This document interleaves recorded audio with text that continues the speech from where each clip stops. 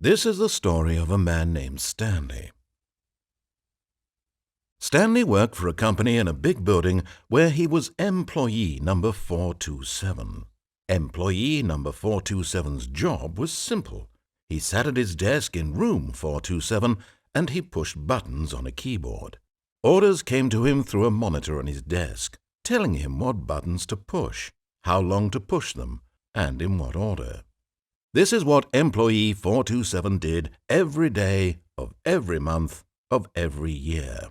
And although others might have considered it soul-rending, Stanley relished every moment that the orders came in, as though he had been made exactly for this job. And Stanley was happy. And then one day something very peculiar happened, something that would forever change Stanley, something he would never quite forget. He had been at his desk for nearly an hour when he realized that not one single order had arrived on the monitor for him to follow. No one had showed up to give him instructions, call a meeting, or even say hi. Never in all his years at the company had this happened, this complete isolation. Something was very clearly wrong. Shocked, frozen solid, Stanley found himself unable to move for the longest time. But as he came to his wits and regained his senses, he got up from his desk and stepped out of his office.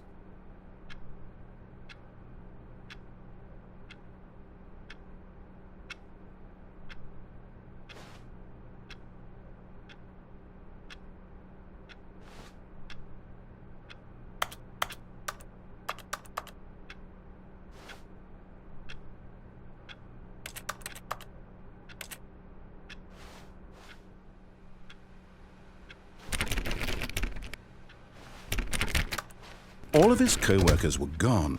What could it mean? Stanley decided to go to the meeting room. Perhaps he had simply missed a memo.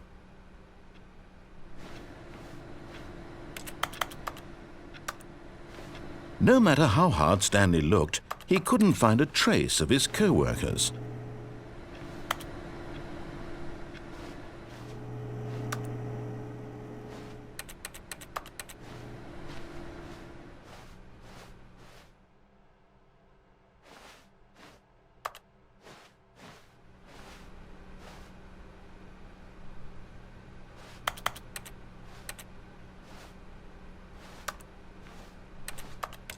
Stanley went around touching every little thing in the office, but it didn't make a single difference, nor did it advance the story in any way.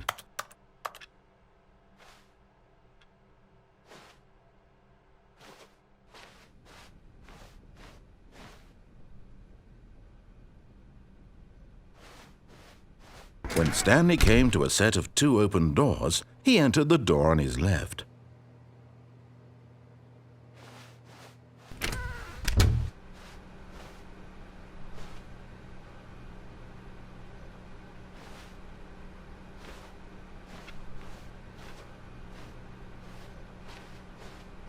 Yet there was not a single person here either.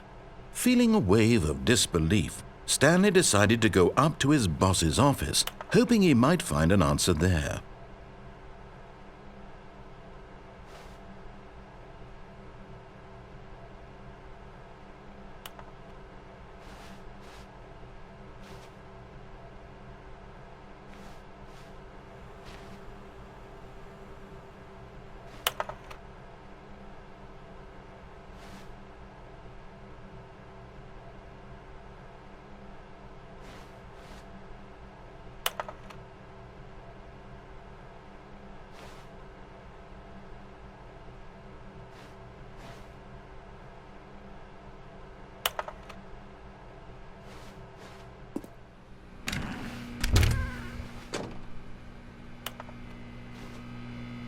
Stanley stepped into the broom closet, but there was nothing here, so he turned around and got back on track.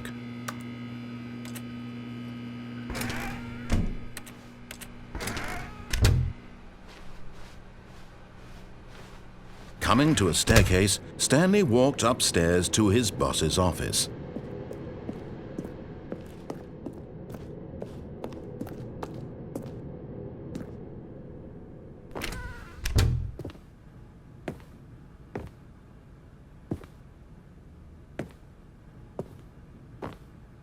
Stepping into his manager's office, Stanley was once again stunned to discover not an indication of any human life. Shocked, unraveled, Stanley wondered in disbelief who orchestrated this, what dark secret was being held from him. What he could not have known was that the keypad behind the boss's desk guarded the terrible truth that his boss had been keeping from him, and so the boss had assigned it an extra secret PIN number, 2845. But of course, Stanley couldn't possibly have known this.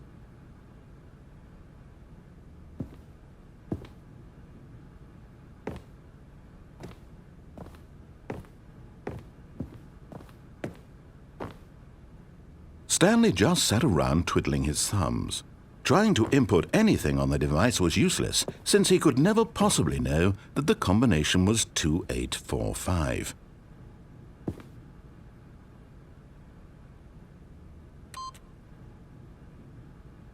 "2845.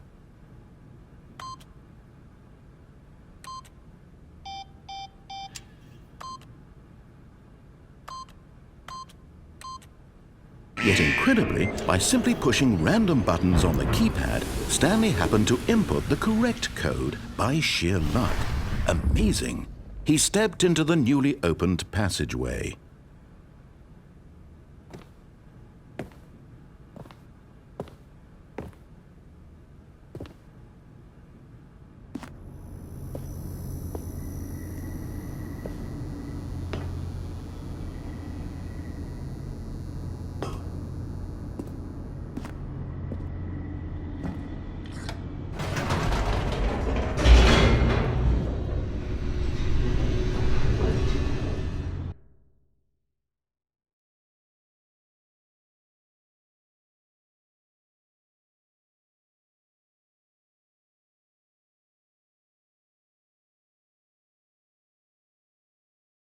Descending deeper into the building, Stanley realized he felt a bit peculiar.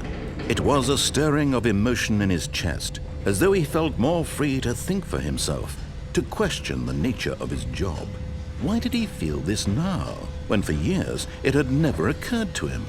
This question would not go unanswered for long.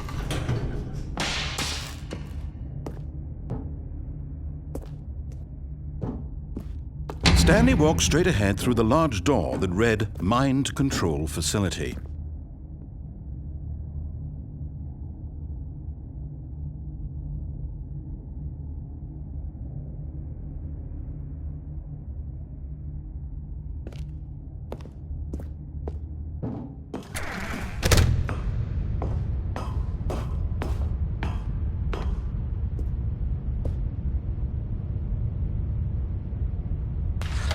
The lights rose on an enormous room packed with television screens. What horrible secret did this place hold? Stanley thought to himself. Did he have the strength to find out?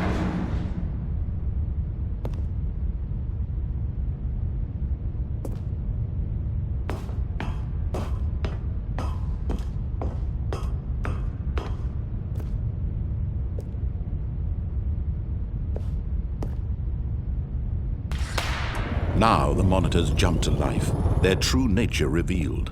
Each bore the number of an employee in the building, Stanley's co-workers.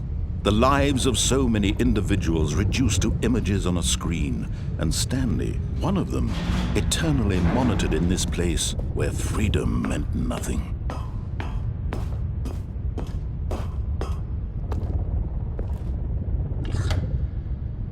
This mind control facility, it was too horrible to believe. It couldn't be true. Had Stanley really been under someone's control all this time? Was this the only reason he was happy with his boring job? That his emotions had been manipulated to accept it blindly?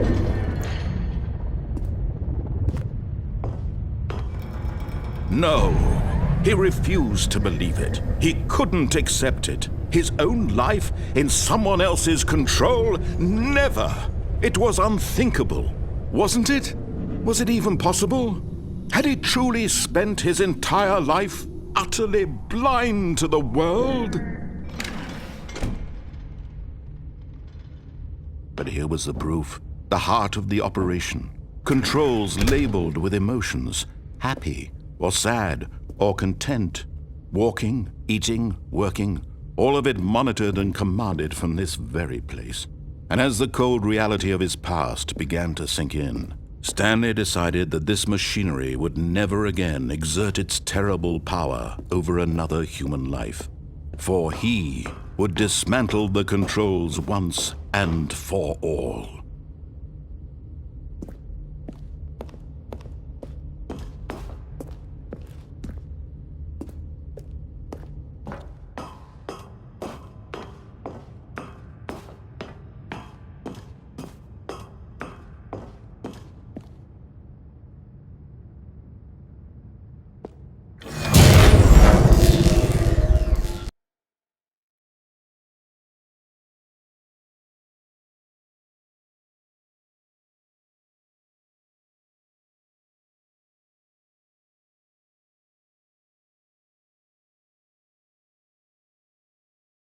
Blackness, and a rising chill of uncertainty.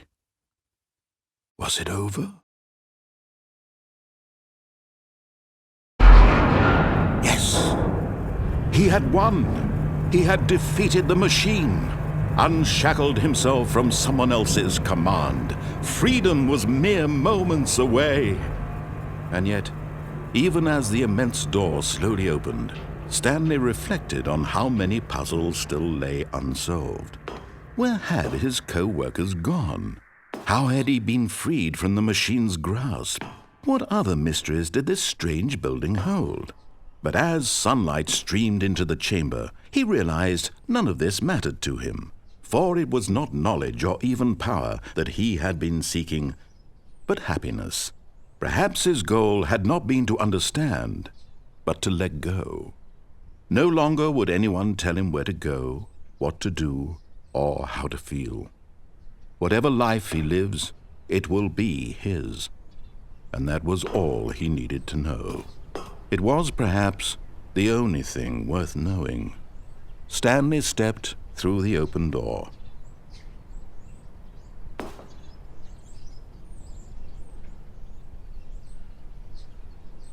Stanley felt the cool breeze upon his skin, the feeling of liberation, the immense possibility of the new path before him. This was exactly the way, right now, that things were meant to happen. And Stanley was happy.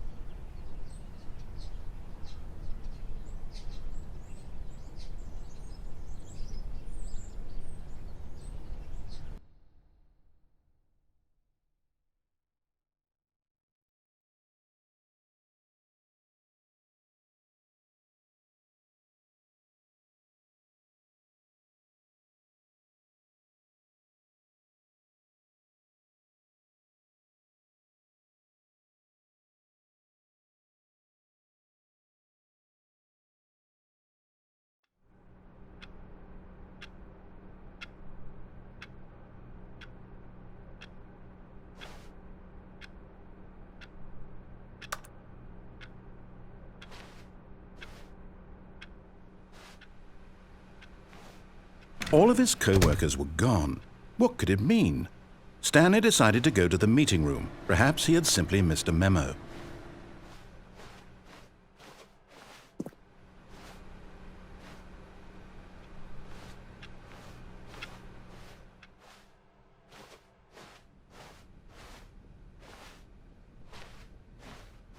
When Stanley came to a set of 2 open doors, he entered the door on his left.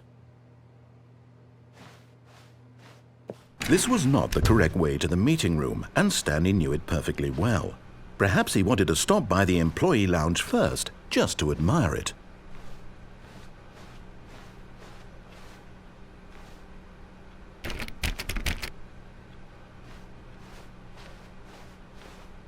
Ah, yes, truly a room worth admiring. It had really been worth the detour after all, just to spend a few moments here in this immaculate, beautifully constructed room. Stanley simply stood here, drinking it all in.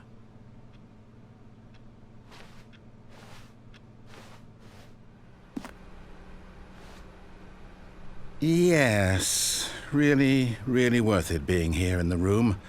A room so utterly captivating that even though all your co-workers have mysteriously vanished, here you sit looking at these chairs and some paintings. Really worth it.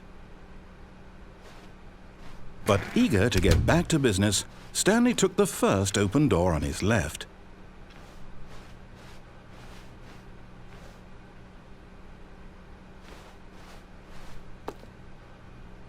Stanley was so bad at following directions, it's incredible he wasn't fired years ago.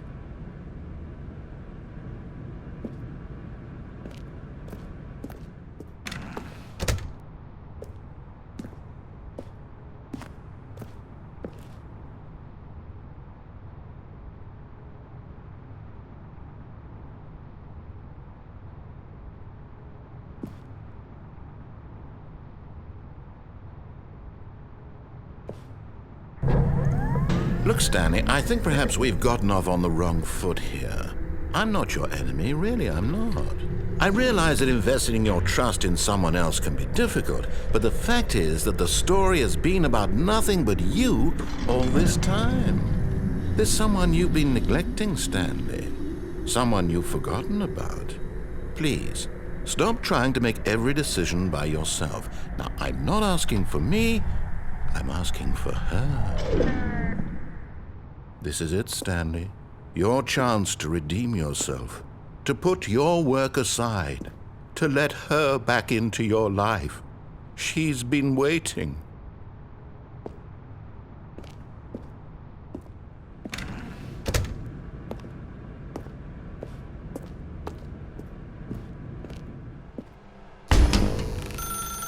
That's her, Stanley.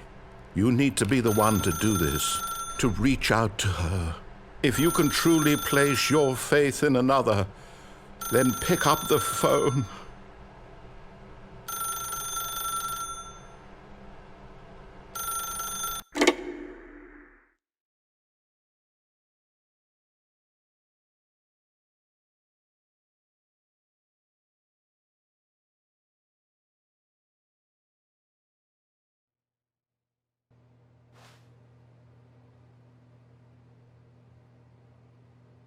Oh, Stanley, is that you? Hold on, sweetie. Sorry to keep you waiting. I'm just pulling the bread out of the oven. All right. Okay, there we go. All right, now, I want you to come in and tell me all about your day. Gotcha! Oh, come on. Did you actually think you had a loving wife who'd want to commit their life to you? I'm trying to make a point here, Stanley. I'm trying to get you to see something. Come inside. Let me show you what's really going on here.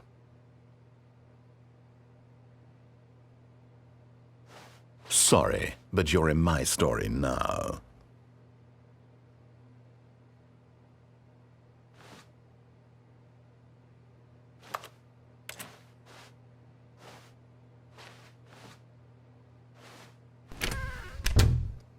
This is a very sad story about the death of a man named Stanley.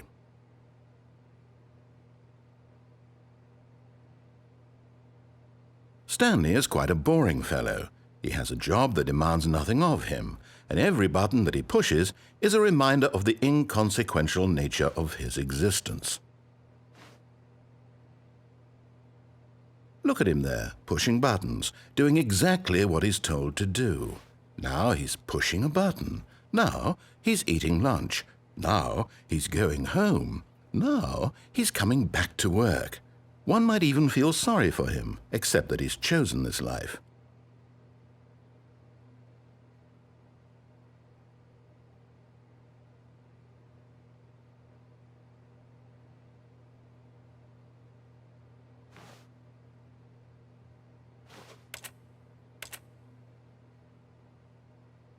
But in his mind, he can go on fantastic adventures. From behind his desk, Stanley dreamed of wild expeditions into the unknown, fantastic discoveries of new lands. It was wonderful, and each day that he returned to work was a reminder that none of it would ever happen to him. And so he began to fantasize about his own job. First, he imagined that one day while at work, he stepped up from his desk to realize that all of his co-workers, his boss, everyone in the building had suddenly vanished off the face of the earth. The thought excited him terribly.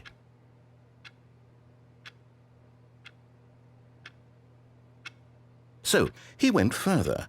He imagined that he came to two open doors and that he could go through either. At last, choice. It barely even mattered what lay behind each door. The mere thought that his decisions would mean something was almost too wonderful to behold.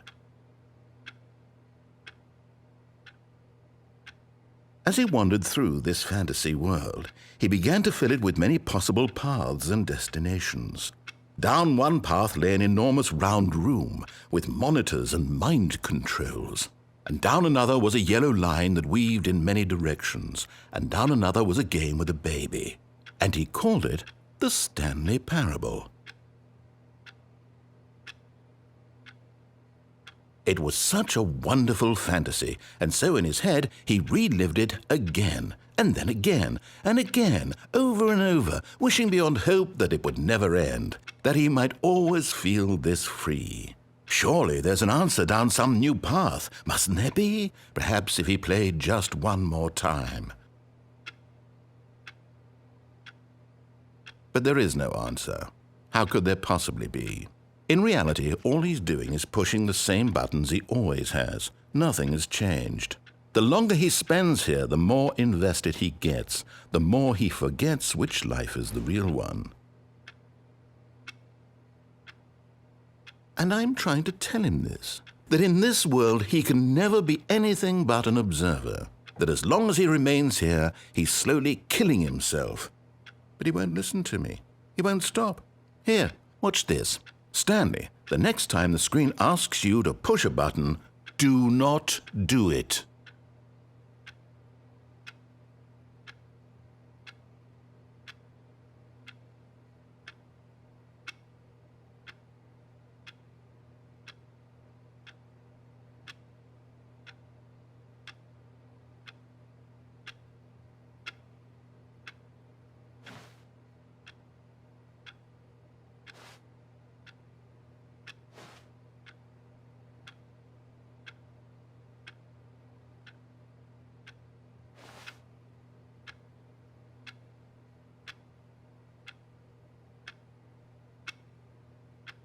You see? Can he just not hear me? How can I tell him in a way that he'll understand that every second he remains here, he's electing to kill himself? How can I get him to see what I see? How can I make him look at himself?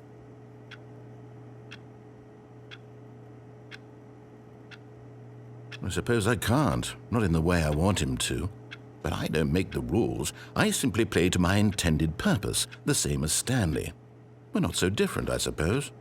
I'll try once more to convey all this to him. I'm compelled to. I must. Perhaps, well, maybe this time he'll see. Maybe this time. And I tried again, and Stanley pushed a button. And I tried again, and Stanley pushed a button. And I tried.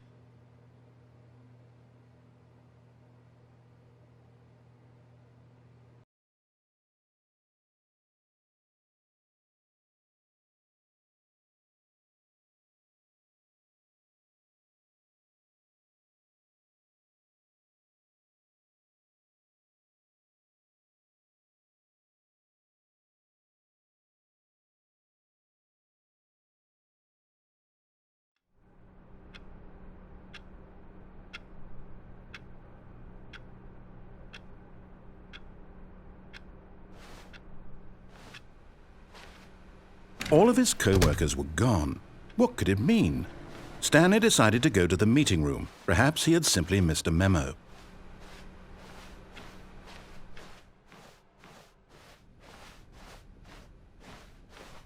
When Stanley came to a set of two open doors, he entered the door on his left.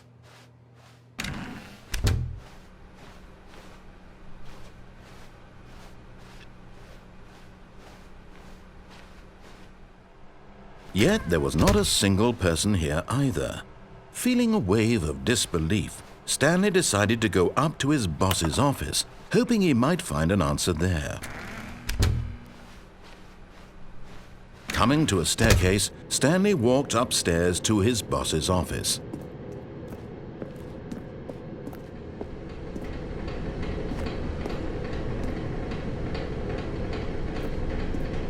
But Stanley just couldn't do it. He considered the possibility of facing his boss. Admitting he had left his post during work hours, he might be fired for that. And in such a competitive economy, why had he taken that risk? All because he believed everyone had vanished? His boss would think he was crazy. And then something occurred to Stanley. Maybe, he thought to himself, maybe I am crazy. All of my co-workers blinking mysteriously out of existence in a single moment for no reason at all? None of it made any logical sense. And as Stanley pondered this, he began to make other strange observations. For example, why couldn't he see his feet when he looked down? Why did doors close automatically behind him wherever he went? And for that matter, these rooms were starting to look pretty familiar. Were they simply repeating? No, Stanley said to himself, this is all too strange. This can't be real. And at last, he came to the conclusion that had been on the tip of his tongue. He just hadn't found the words for it.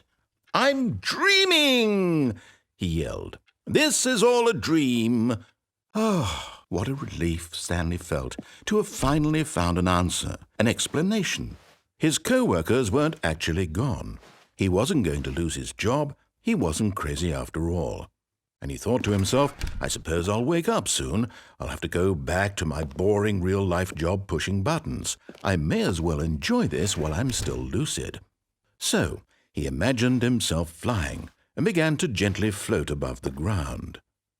Then he imagined himself soaring through space on a magical starfield, and it too appeared. It was so much fun, and Stanley marveled that he had still not woken up. How was he remaining so lucid? And then perhaps the strangest question of them all entered Stanley's head. One he was amazed he hadn't asked himself sooner. Why is there a voice in my head dictating everything that I'm doing and thinking?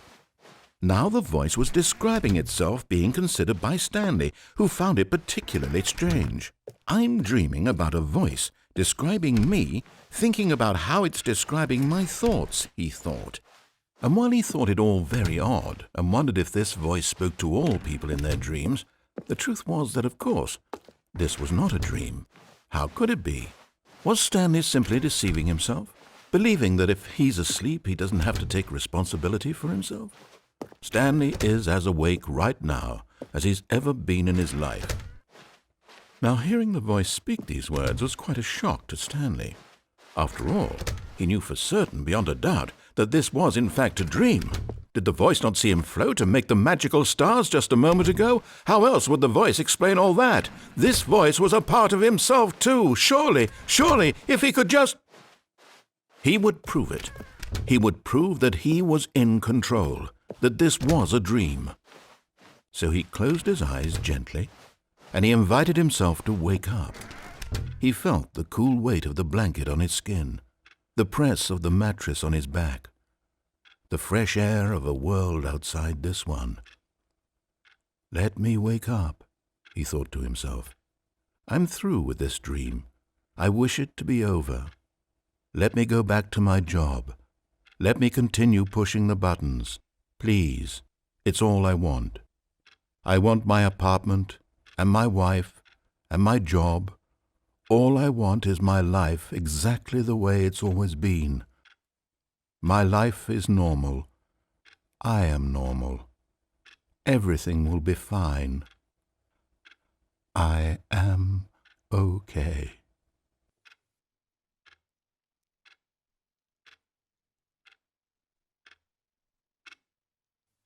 Stanley began screaming. Please, someone, wake me up. My name is Stanley. I have a boss. I have an office. I am real. Please, just someone tell me I am real. I must be real. I must be. Can anyone hear my voice? Who am I? Who am I? And everything went black.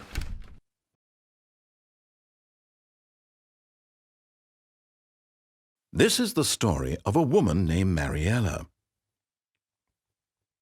Mariella woke up on a day like any other.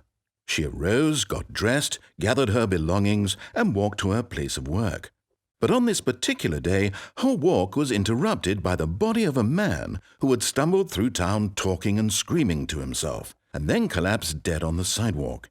And although she would soon turn to go call for an ambulance, for just a few brief moments she considered the strange man. He was obviously crazy, this much she knew. Everyone knows what crazy people look like. And in that moment she thought to herself how lucky she was to be normal. I am sane. I am in control of my mind. I know what is real and what isn't. It was comforting to think this, and in a certain way, seeing this man made her feel better. But then she remembered the meeting she had scheduled for that day, the very important people whose impressions of her would affect her career, and by extension, the rest of her life. She had no time for this, so it was only a moment that she stood there, staring down at the body. And then she turned and ran.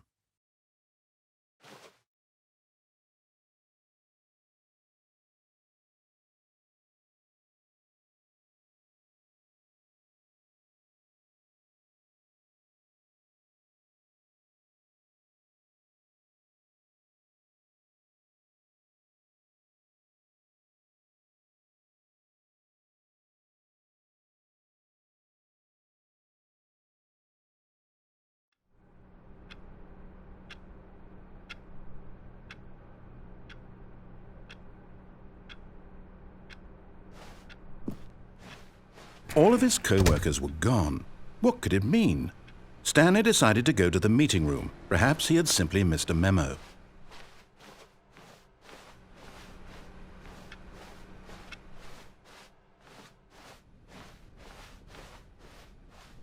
When Stanley came to a set of 2 open doors, he entered the door on his left.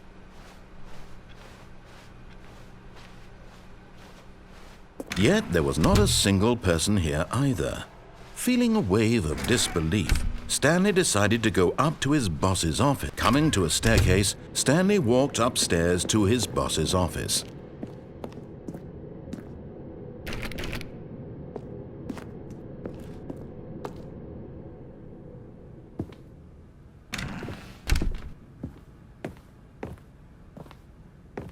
Stepping into his manager's office, Stanley was once again stunned to discover not an indication of any human life. What could it mean? Stanley wondered aloud to nobody. He began wildly tearing through papers on the boss's desk, pulling books off the shelf, looking behind paintings, desperate for clues to his situation. But his attention was caught by a keypad behind the boss's desk. What could its purpose be? In fact, this keypad guarded the terrible secret that lay buried below his feet, and so the boss had assigned it an extra secret PIN number, 2845. But of course, Stanley, yet incredibly, by simply pushing random buttons on the keypad, Stanley happened to input the correct code by sheer luck. Amazing! He stepped into the newly opened passageway.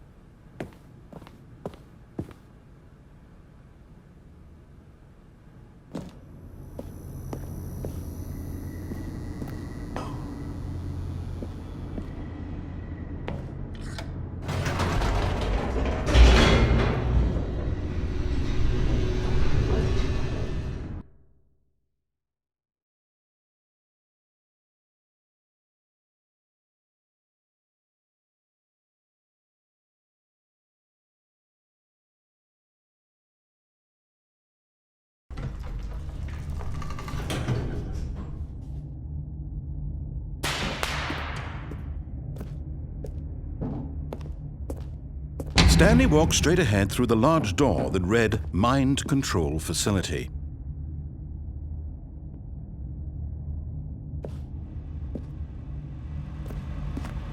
Although this passageway had the word Escape written on it, the truth was that at the end of this hall, Stanley would meet his violent death.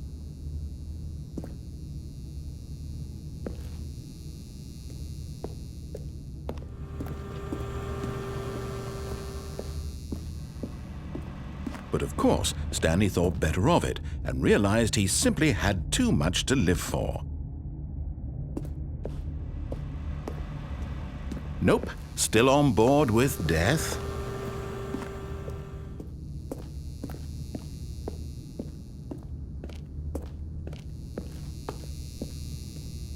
The door behind him was not shut. Stanley still had every opportunity to turn around and get back on track.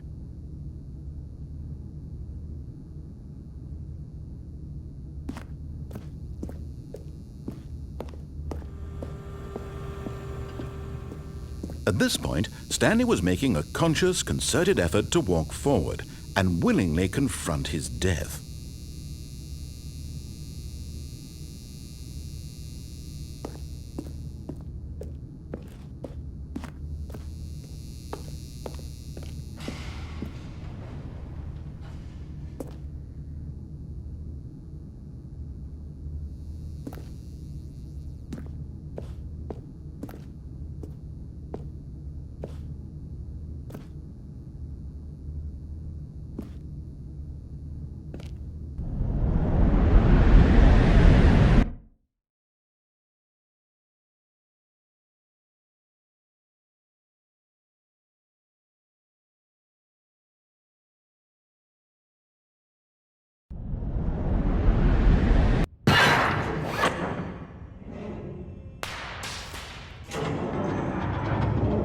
As the machine whirred into motion and Stanley was inched closer and closer to his demise, he reflected that his life had been of no consequence whatsoever. Stanley can't see the bigger picture. He doesn't know the real story, trapped forever in his narrow vision of what this world is. Perhaps his death was of no great loss, like plucking the eyeballs from a blind man. And so he resigned and willingly accepted this violent end to his brief and shallow life. Farewell, Stanley.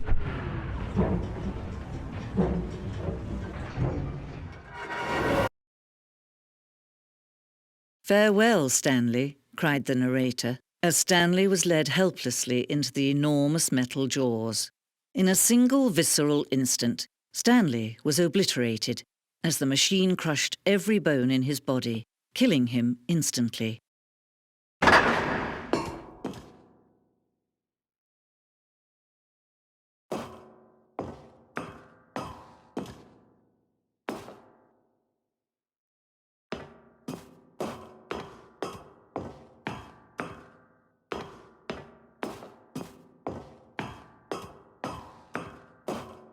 And yet it would be just a few minutes before Stanley would restart the game, back in his office, as alive as ever.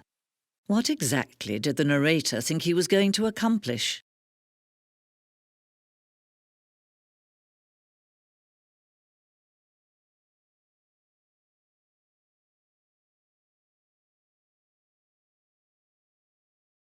When every path you can walk has been created for you long in advance, death becomes meaningless, making life the same. Do you see now? Do you see that Stanley was already dead from the moment he hit start?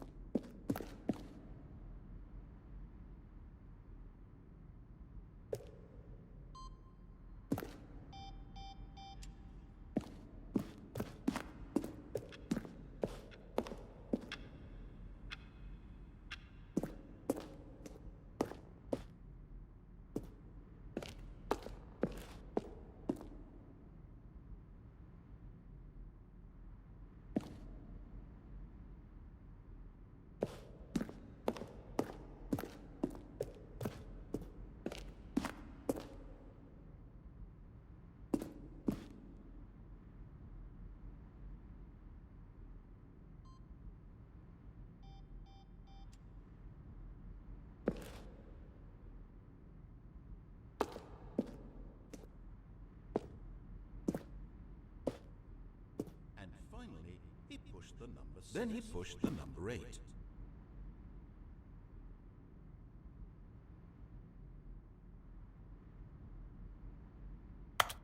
Now look closely, Stanley. See how it's impossible for the player to do anything in this room? Perfect example of poor level design, textbook mistake. It's the kind of thing you'd pick up on intuitively if you had even the most fundamental understanding of good and bad game design. But of course, you being you, you'll probably spend the next hour trying to solve it. Here, I'm just going to make this easy on you. Let's see. Stanley walked through the green door. Stanley stood on the roof. Still nothing? I don't know. Well, in that case, I'll tell you what, you win. Congratulations. You did it. I know you put in a lot of hard work, and it really paid off, so good job.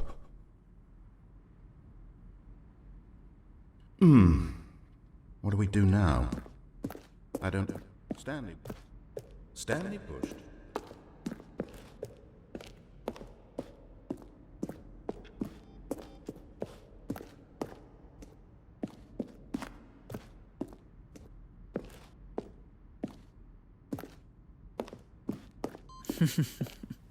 Oh, look at these two. How they wish to destroy one another. How they wish to control one another. How they both wish to be free.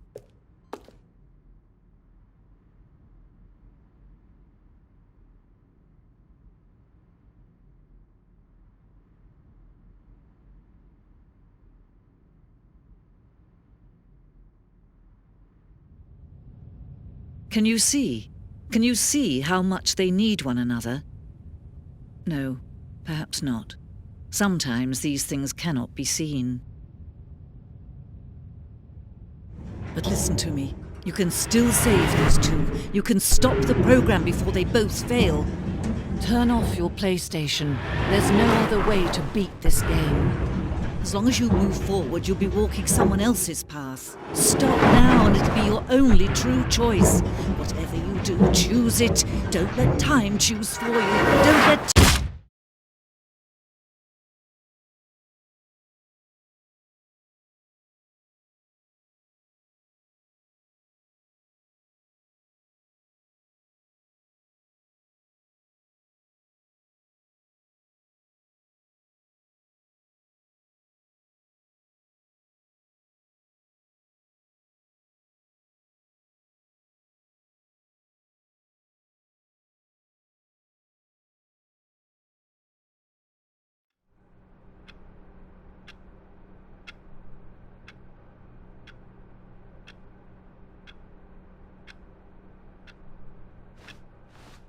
Stanley knew the office layout like the back of his hand.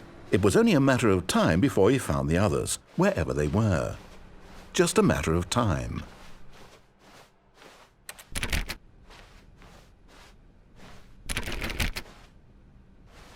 When Stanley came to a set of 2 open doors, this was not the correct way to the meeting room, and Stanley knew it perfectly well. Perhaps he wanted to stop by the employee lounge first, just to admire it. Wow, yes, this room. What a beautiful room. What a gorgeous, gorgeous room. Thank goodness Stanley had taken this detour on his way to the meeting room. Life without having experienced this room was now too horrible even to consider. But eager to get back to business, Stanley took the first open door on his left.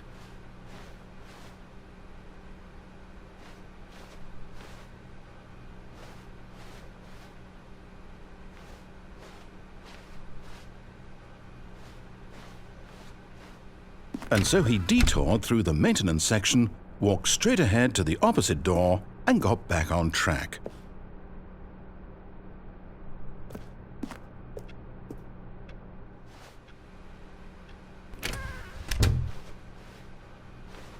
Yet there was not a single person here either. Feeling a wave of disbelief, Stanley decided to go up to his boss's office, hoping he might find an answer there. Coming to a staircase, Stanley walked upstairs to his boss's office.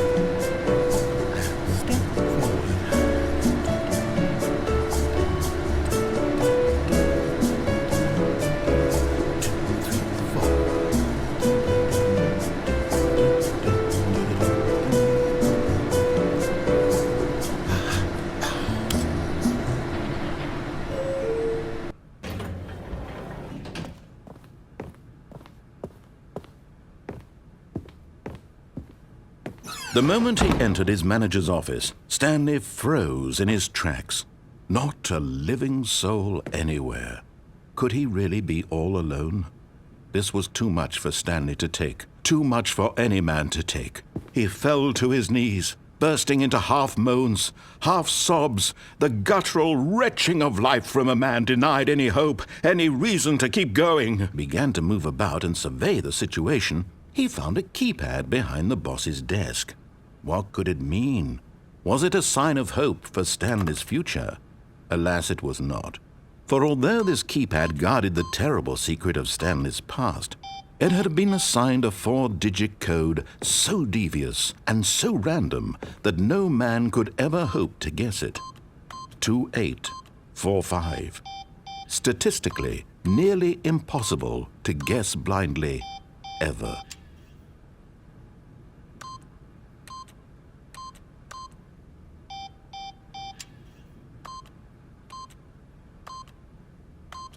Stanley just sat around twiddling his thumbs. Trying to input anything on the device was useless, since he could never possibly know that the combination was 2845.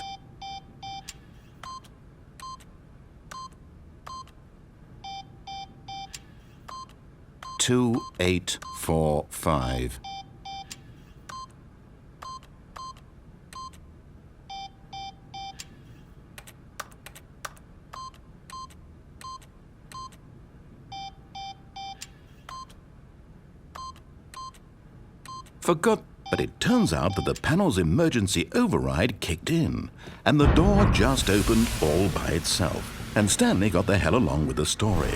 Well, whoop-de-doo.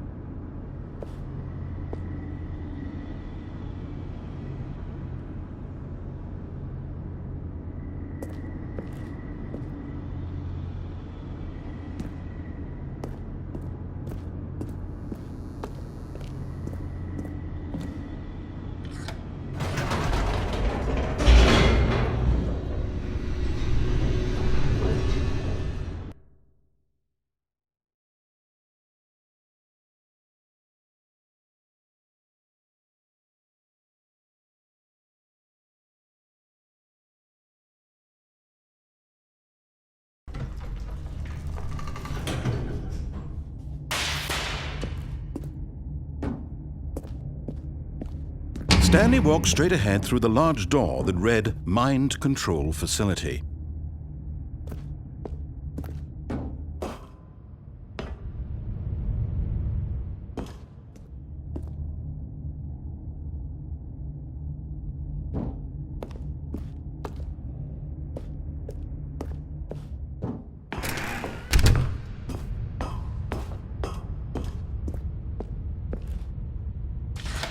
The lights rose on an enormous room packed with television screens.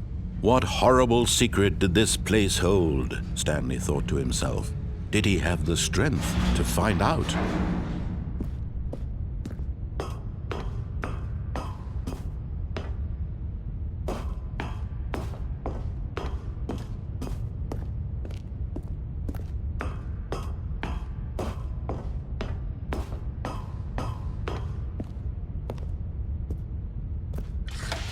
Now the monitors jumped to life, their true nature revealed.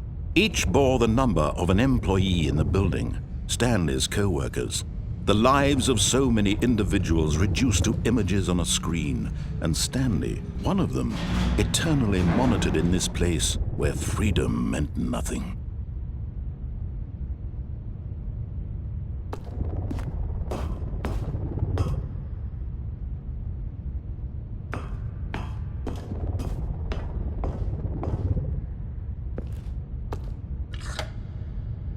This mind control facility, it was too horrible to believe. It couldn't be true. Had Stanley really been under someone's control all this time? Was this the only reason he was happy with his boring job? That his emotions had been manipulated to accept it blindly? No, He refused to believe it. He couldn't accept it. His own life in someone else's control? Never! It was unthinkable. Wasn't it? Was it even possible? Had he truly spent his entire life utterly blind to the world? But here was the proof. The heart of the operation. Controls labeled with emotions. Happy or sad or content. Walking, eating, working. All of it monitored and commanded from this very place. And as the cold reality of his past began to sink in, Stanley decided that this machinery would never again exert its terrible power over another human life. For he would dismantle the controls once and for all.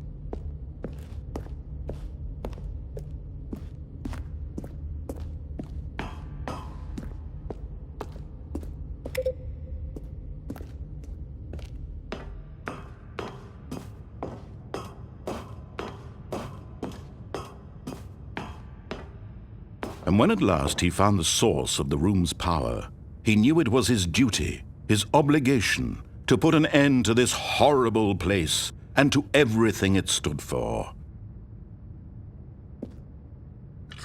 Oh, Stanley, you didn't just activate the controls, did you?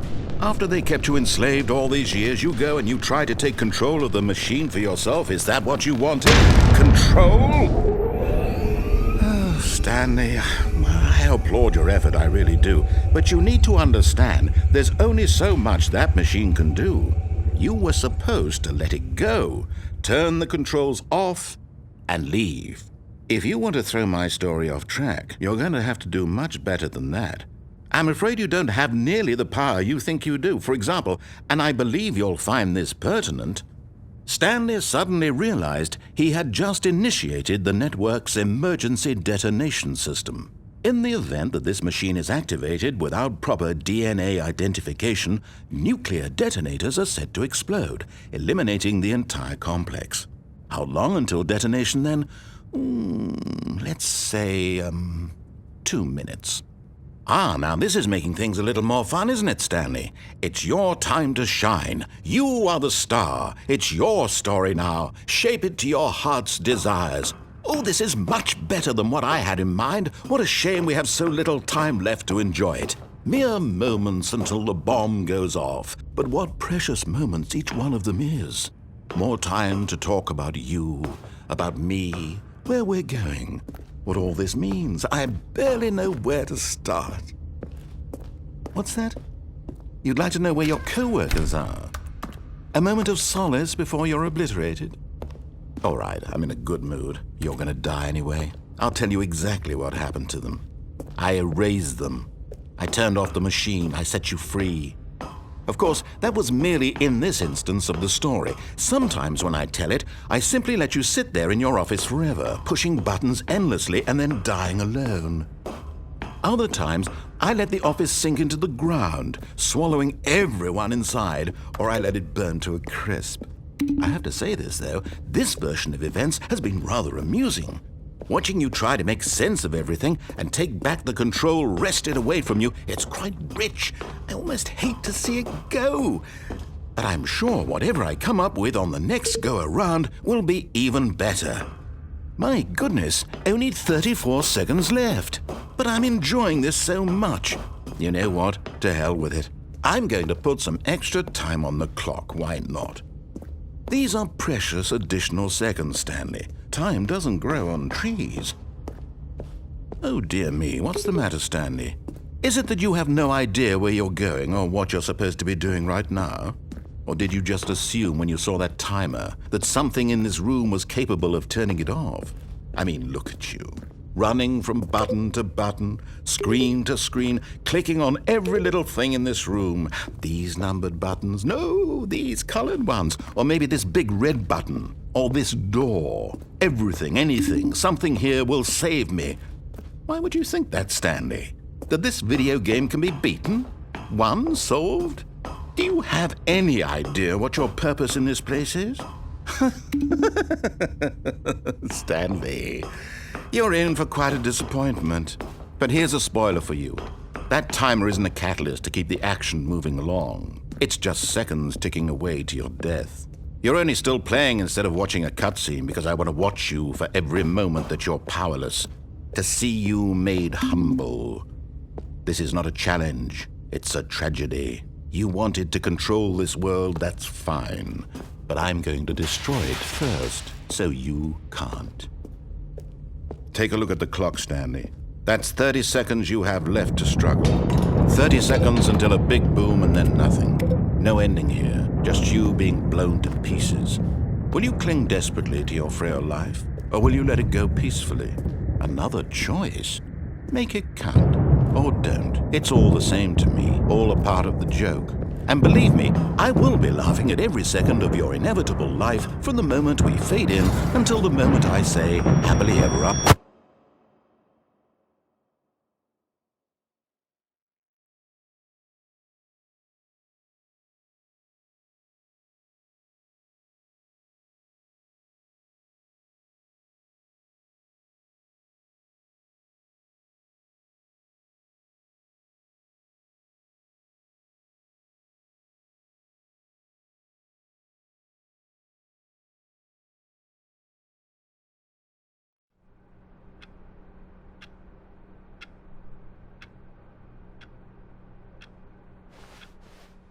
All of his co-workers were gone.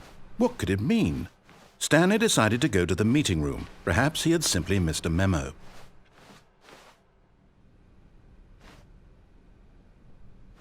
Oh, new content? What does that mean, new content?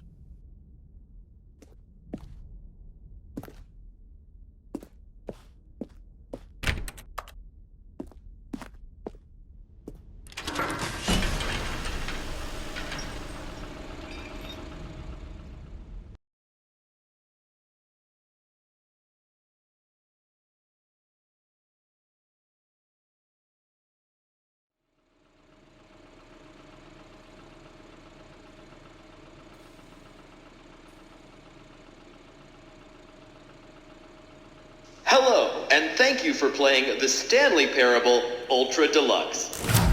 As you may know, the Stanley Parable was a video game released in 2013 on home computers. After receiving critical and commercial success, it was expanded upon in 2022 with the Stanley Parable Ultra Deluxe, a reimagining of the game for consoles and home computers. The Stanley Parable Ultra Deluxe features exciting new content that broadens and expands the world of the Stanley Parable, delighting audiences the world over. Please, step inside and see what thrilling new adventures await in the Stanley Parable Ultra Deluxe. Oh, well, this sounds delightful. I'm very excited to see the thrilling new Ultra Deluxe content.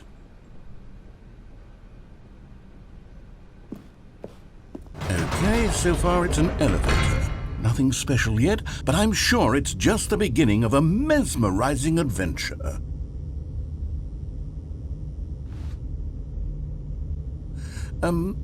Is it broken?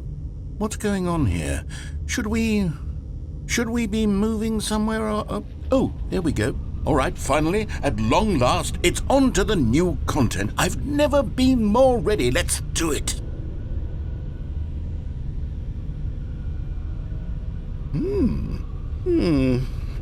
I have to say, initial impressions of Stanley Parable Ultra Deluxe, mostly tedious.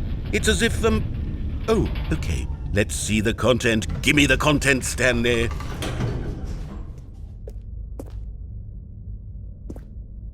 All right, let's see. It's the jump circle.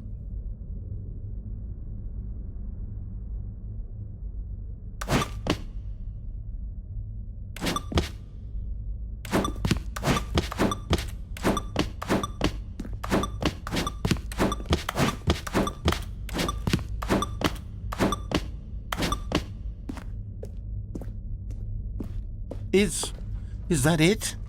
Surely that's not all the new content. There has to be something else, right?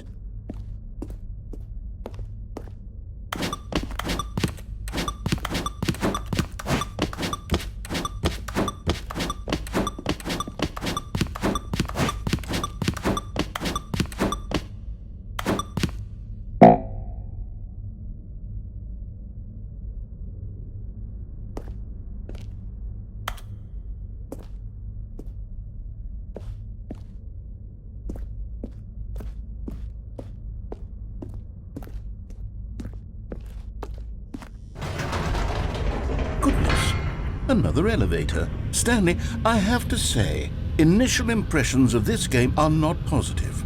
It's just elevators and jumping. Is this what passes for exciting new content? If this is new content, then I could just read you the whole dictionary. There's 20 hours of new content right there. Hell, I could count to 30 trillion. You could put that on the box. The Stanley Parable Ultra Deluxe, now with over 1,000 hours of new content. And if... Oh, wait. There's more. Very good. Yes. I knew there had to be something else. Let's see it. I'm ready for whatever it is.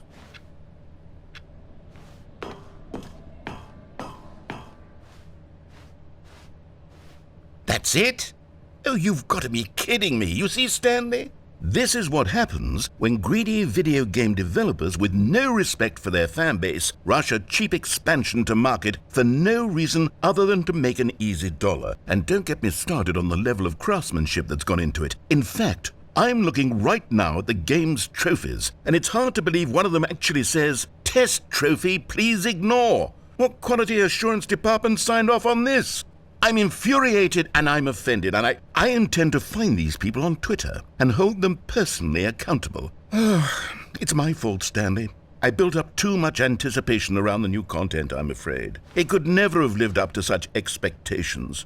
If you're still with me, why don't we just reset the game, and we'll try to get back to what the Stanley Parable is really about. No frills, no gimmicks. Just you and me having a great time together like always. What do you say, friend?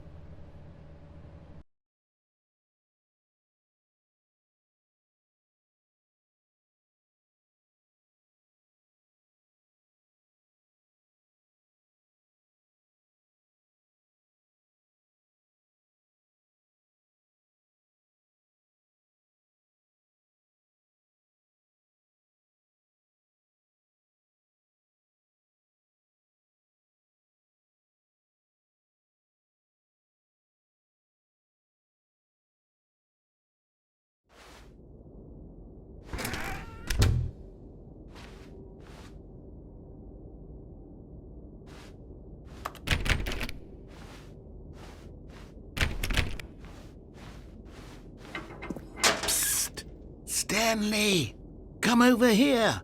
In the vent. I want to show you something.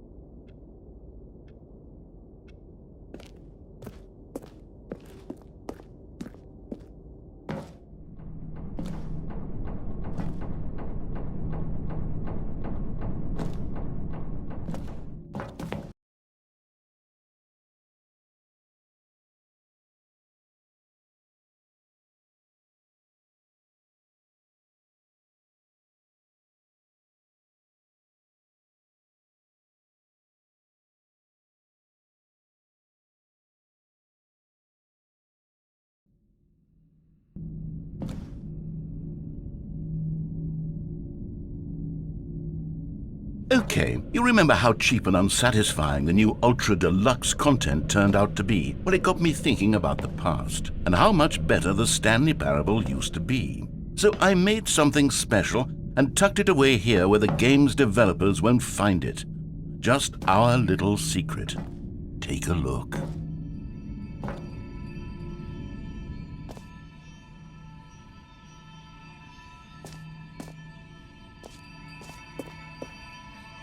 I call it the Memory Zone. It's where I've been storing all my favorite memories so I can relive the peak experiences of my life whenever I want. Experiences like the launch of the Stanley Parable on PC.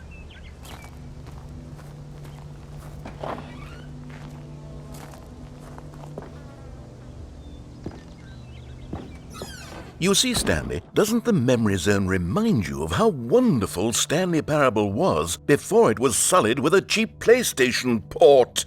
Remember back in October of 2013, when the game originally launched? Back then, video games had integrity.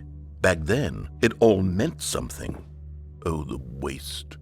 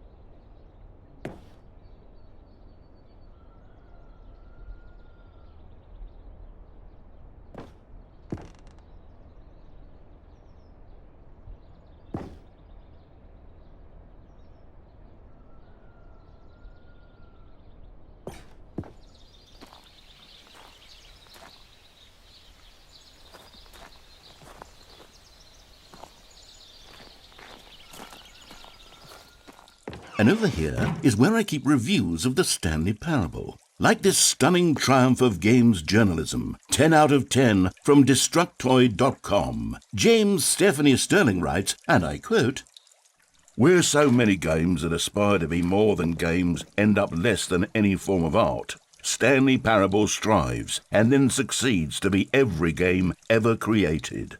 Did you hear that, Stanley? Every game ever created. That's how grand and all-encompassing the original Stanley Parable was. It was literally every game ever created. It was Skyrim, it was Persona 3, it was all of them, and now it's nothing. It's no games at all. It isn't even the Stanley Parable anymore. It's just a husk now. A lifeless husk with an hour of new elevator content.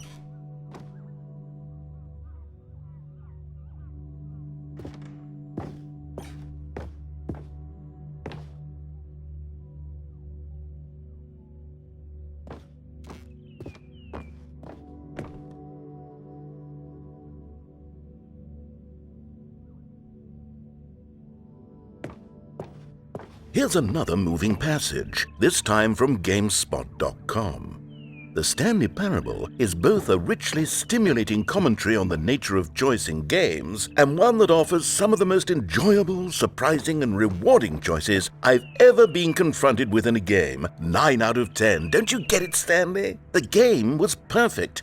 It didn't need anything else. It didn't need new content. All they had to do was transport it in pristine condition along to the PlayStation. Boom, done. And they couldn't even do that. Couldn't resist the urge to go meddling with a beloved franchise.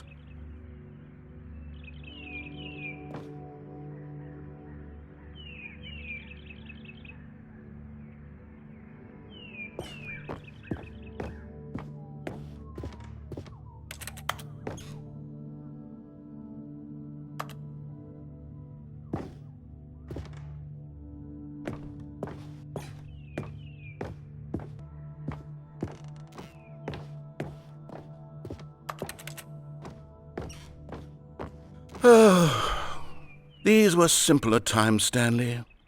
What I wouldn't give to go back, to have it all over again. Wait, hang on. I don't recall this part of the memory zone before. What's this? What's down here?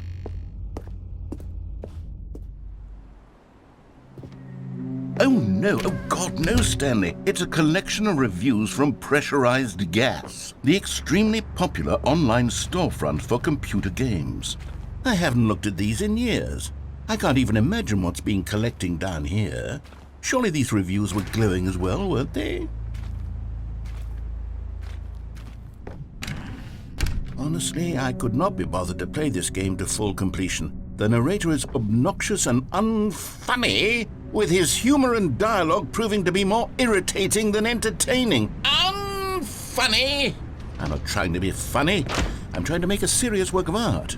I suppose I could write up a handful of gags to insert into the Stanley Parable, but the game is already such a densely layered web of profound philosophical insights that I can't even imagine where I'd have the room to stick them.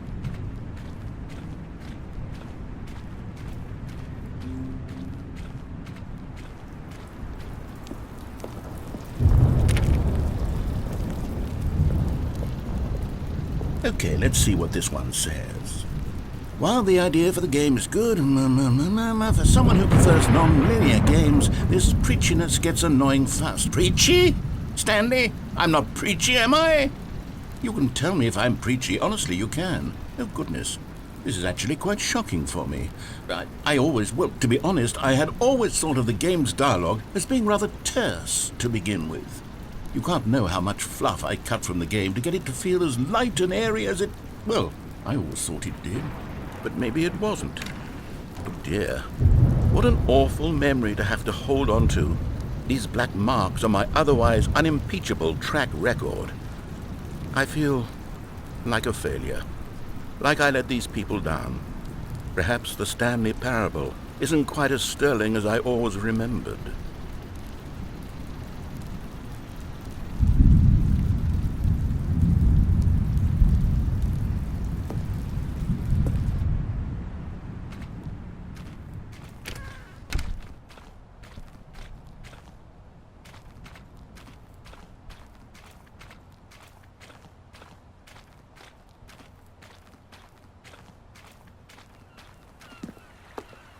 What's this one got to say?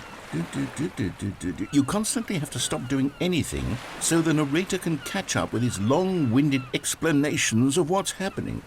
I wish there was a skip button. A skip button? Well, yes. Yes, I think we can do that. If I'm truly too preachy, then maybe letting you skip ahead for just a moment, surely it couldn't hurt. Not if it means we can strike these negative reviews from the record. Only positive reviews of the Stanley Parable. That's my motto today, and it's always been my motto. I'd do anything for the customer, Stanley. Yes, a skip button we shall have.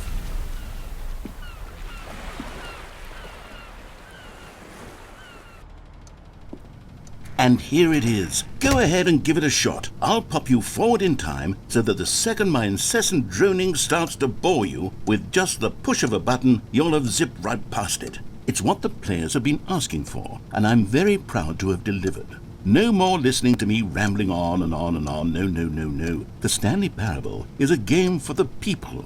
And if the people want silence, then by goodness, that's what they're going to get. Well, don't sit around waiting for me to shut up. Go ahead and make me shut up. Here, we'll pretend that I've just begun an interminable monologue, and it goes something like this. The story and the choices, or what have you, and therefore by becoming it is, so on and so forth, until inevitably we all until the end of time, at which time everything all at once, so now you see, blah blah blah blah blah blah blah blah blah blah blah blah blah blah blah. We've eaten too much and it can't be just yet, no, until 245. That the logic of elimination working backwards, the deduction therefore becomes impossible to manufacture. It went on for nearly 10,000 years, until just yesterday, here and there, forward and back, and never a moment before lunchtime. It can't be. It's the only thing there is. How many billions left until so much more than forever ago? Which is why I say... The story and the choices, or what have you, and therefore by becoming it is, so on and so forth, until inevitably we all until the end of time, at which time everything all at once, so now you see, blah blah blah blah blah blah blah blah blah blah blah blah blah blah blah. We've eaten too much and it can't be just yet, no, until 245. That the logic of elimination working backwards, the deduction therefore becomes impossible to manufacture. It went on for nearly 10,000 years, until just yesterday, here and there, forward and back, and never a moment before lunchtime. It can't be. It's the only thing there is. How many billions left until so much more than forever ago? Which is why I say... The story and the choices, or what have you, and therefore by becoming it is, so on and so forth, until inevitably we all until the end of time, at which time everything all at once, so now you see, blah blah blah blah blah blah blah blah blah blah blah blah blah blah. We've eaten too much and it can't be just yet, no, until 245. That the logic of elimination working backwards, the deduction therefore becomes impossible to manufacture. It went on for nearly 10,000 years, until just yesterday, here and there, forward and back, and never a moment before lunchtime. It can't be. It's the only thing there is. How many billions left until so much more than forever ago? Which is why I say... The story and the choices, or what have you, and therefore by becoming it is, so on and so forth, until inevitably we all until the end of time, at which time everything all at once, so now you see, blah blah blah blah blah blah blah blah blah blah blah blah blah blah. We've eaten too much and it can't be just yet, no, until 245. That the logic of elimination working backwards, the deduction therefore becomes impossible to manufacture. It went on for nearly 10,000 years, until just yesterday, here and there, forward and back, and never a moment before lunchtime. It can't be. It's the only thing there is. How many billions left until so much more than forever ago? Which is why I say... The story and the choices, or what have you, and therefore by becoming it is, so on and so forth, until inevitably we all until the end of time, at which time everything all at once, so now you see, blah blah blah blah blah blah blah blah blah blah blah blah blah blah. We've eaten too much and it can't be just yet, no, until 245. That the logic of elimination working backwards, the deduction therefore becomes impossible to manufacture. It went on for nearly 10,000 years, until just yesterday, here and there, forward and back, and never a moment before lunchtime. It can't be. It's the only thing there is. How many billions left until so much more than forever ago? Which is why I say... The story and the choices, or what have you, and therefore by becoming it is, so on and so forth, until inevitably we all until the end of time, at which time everything all at once, so now you see, blah blah blah blah blah blah blah blah blah blah blah blah blah blah. We've eaten too much and it can't be just yet, no, until 245. That the logic of elimination working backwards, the deduction therefore becomes impossible to manufacture. Oh, you're back, you see. You were only frozen in time for a few minutes, but it was plenty of time for me to deliver a long, rambling monologue full of unnecessary verbal flourishes and lengthy... Well, there's sport. You really did catch me rambling on a bit, didn't you? But that's the power of the button. The minute I start to go off on a thoughtless display of self-absorption, it's right at your fingertips to go... Okay, welcome back, Stanley. Now, I should say that the amount of time the button has been skipping through is becoming longer and longer. That last one was, well, I want to say maybe 30, 45 minutes? It's not unendurable by any means, but it's, well, there's really only so much I can ramble on to myself about. I know, it's shocking, isn't it? But it... Stanley, please don't push the button again. It's been 12 hours. You've just been frozen there. I don't know why the skips are getting longer, but they're really, truly getting longer, and my God, there's no way out of the room. Stanley, the door is gone. It's completely gone. I've looked at it from every angle. I've checked every one of those walls 1,000 times, and there's no door, Stanley. There's no door. There's just you and the button, and if you keep pressing it, I have no idea what will happen. I have no idea how long I'll be made to sit here, and more than anything else, I don't know how to stop you from pressing the button again. I can't control anything in this room, Stanley. I can't touch it, and I have to believe, I have to know that sooner or later, no matter how much I plead with you, you're going to press the button again. Why would you? I've been thinking, and I don't know what I can do to convince you otherwise. Oh my God. And it's all because of those reviews that I couldn't get out of my head. I just couldn't ignore the negative feedback.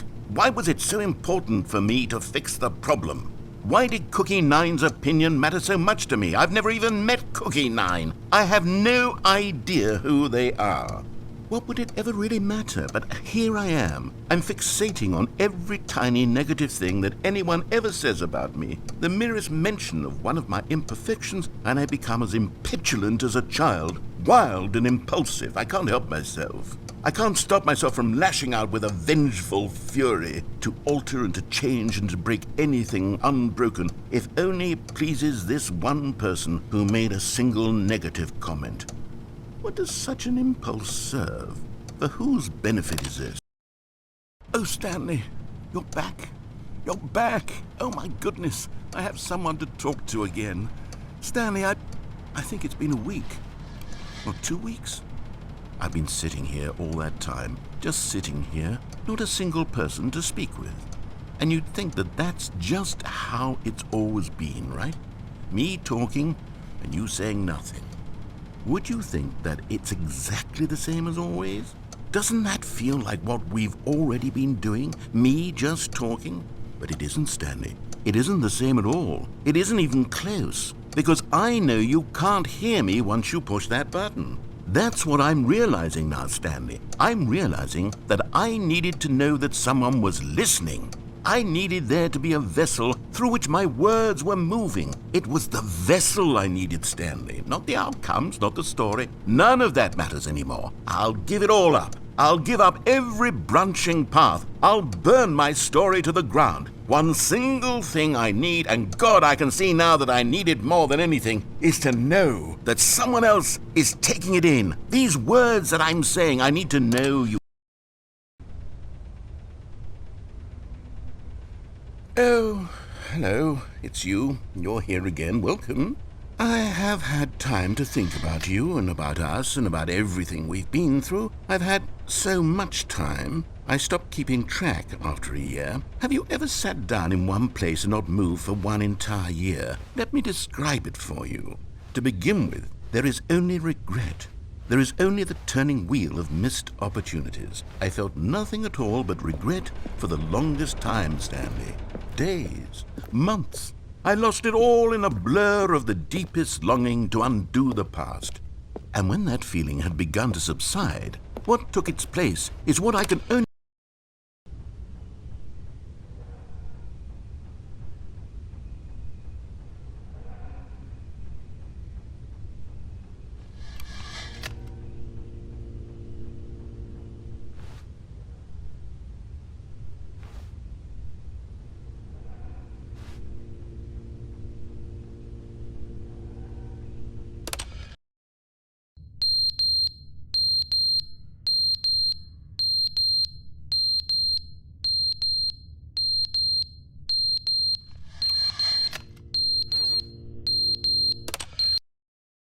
But they didn't understand the game was never meant to be funny. It was meant to have a point. It was meant to speak to the human condition. But where are the jokes? Where are the jokes? They bemoaned, they screamed, they gnashed their teeth and said, entertain us. It wasn't enough. They had to leave a pathetic little thumbs-down review.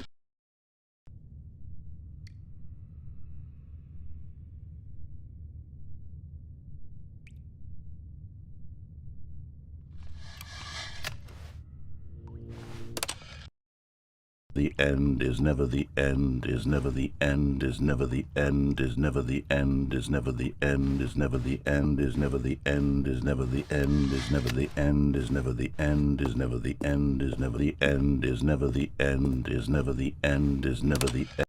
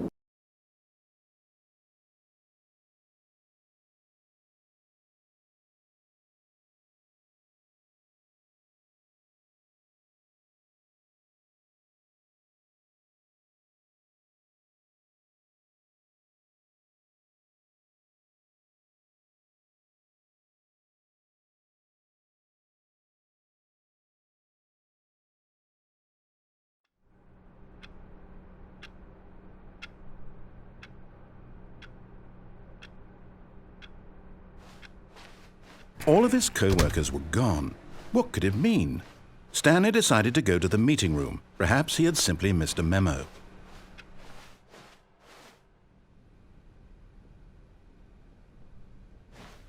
Oh, good. You notice my sign. Yes, I have something very exciting to show you.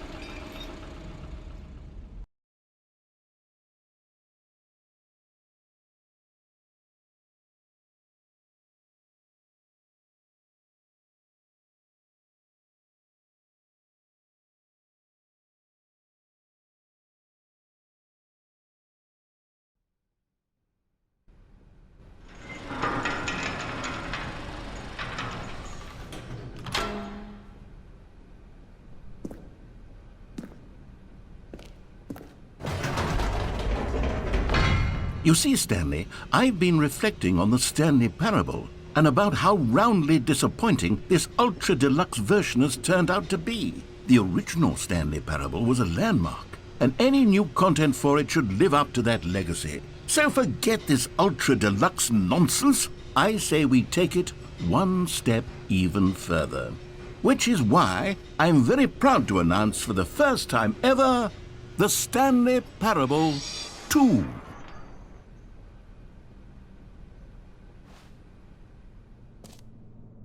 Yes, you see, isn't this far superior to a measly port with a few minor additions? Think of all the new territory we'll cover with a fully fledged sequel, an entirely new experience, built from the ground up. Why, there are so many possibilities. It could go in so many different directions. This is what fans have truly been asking for.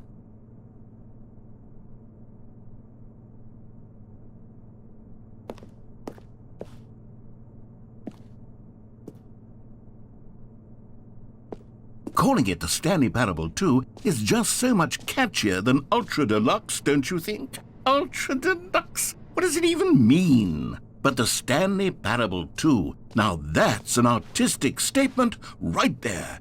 It's future-oriented. It screams progress and innovation and long-term franchising potential.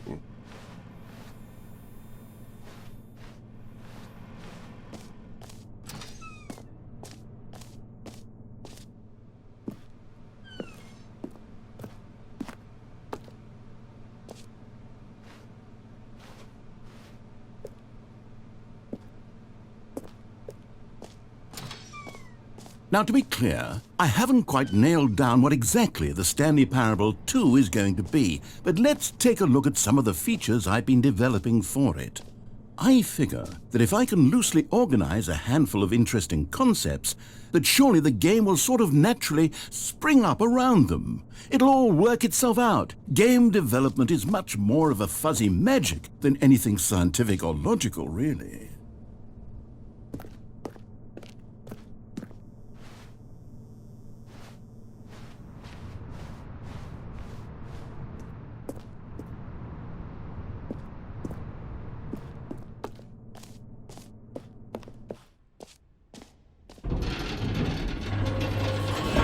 Here we are. Go on, try out some of the new features.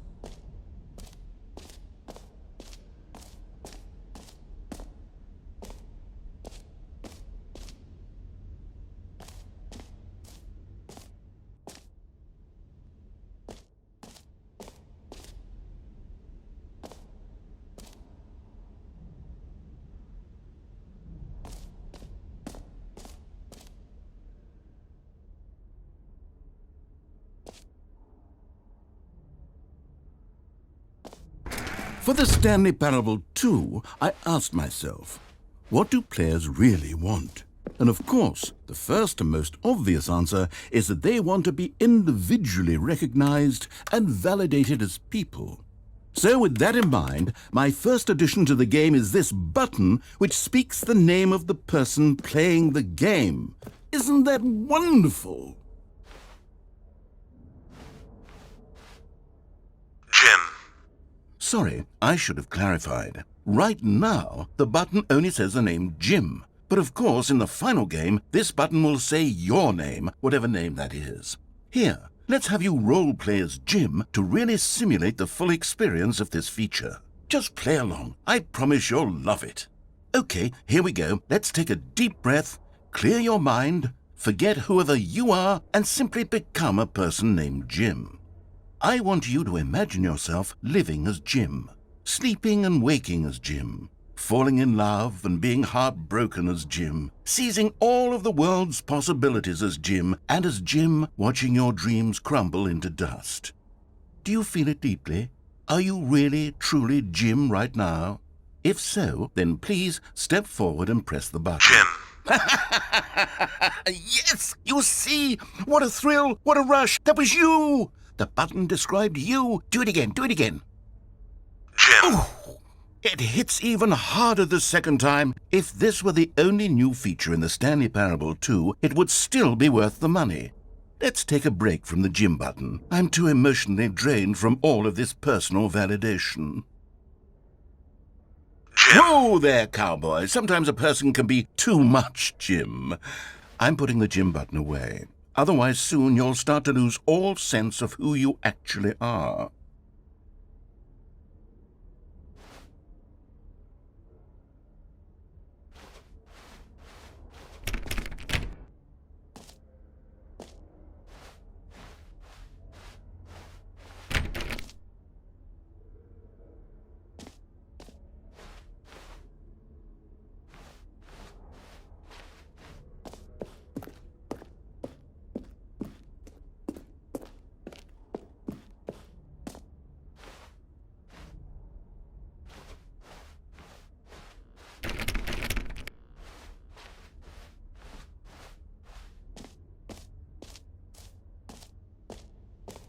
I suppose I could allow only people named Jim to play the Stanley Parable too. That would actually save me the work of finishing this feature.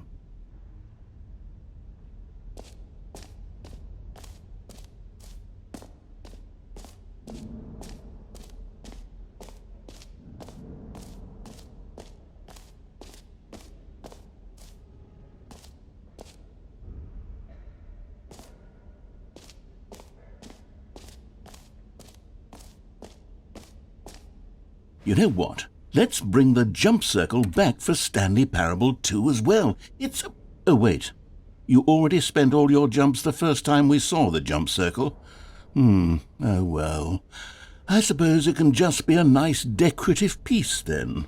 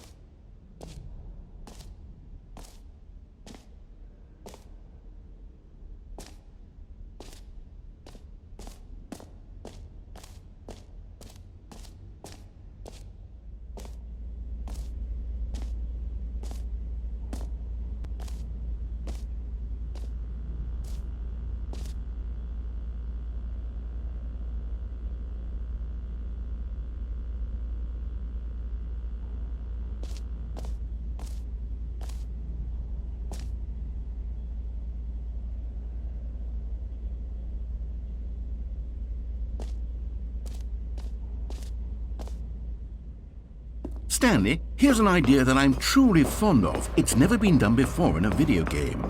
This is, in fact, a hole that you can fall down forever. That's right. Infinite falling.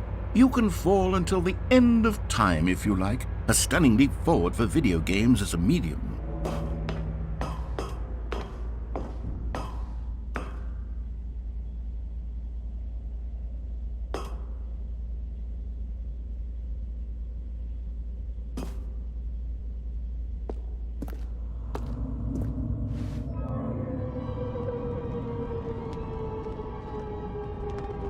You see, isn't it wonderful? One of my more ingenious concoctions, if I do say so. Now then, since you've gotten to see the infinite hole, you can press the teleport button to pop back up to the top, and we can continue onward. Now, I don't mean to be a bummer, but I do recommend you use the teleport button to go back to the top. Maybe do it on the sooner rather than later spectrum of things.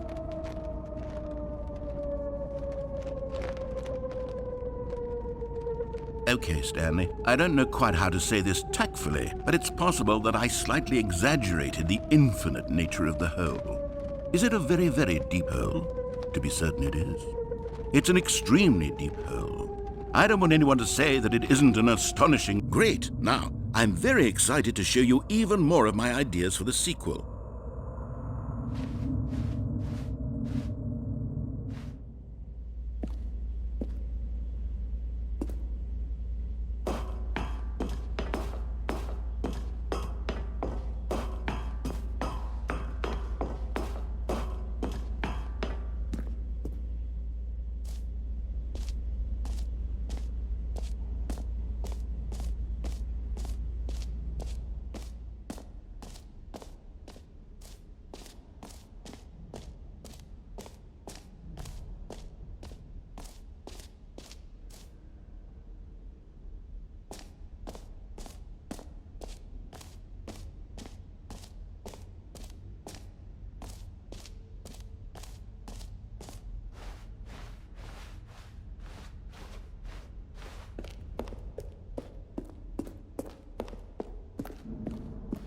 Oh, goodness. Stanley, this is very awkward. I hate to do this, but before you leave, you really should go to both the exhibits for the bucket and the collectibles. You see, there's a surprise I was going to spring on you later, and it involves both of them. And I really do hate to break the illusion, but it's important that you go see the collectibles and the bucket, okay? All right, I'll get... No? You're just going to ignore my advice? Fine. No fun new content for you, then. You're the one who spent money on this game.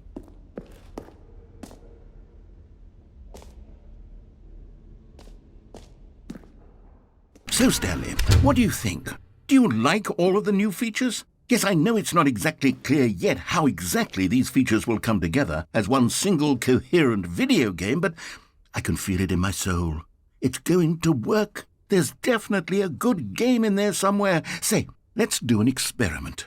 I'll arrange these new features together, and we'll see whether or not it coheres into a meaningful gameplay experience. Okay. Are you ready? Here it is. I give you the Stanley Parable 2.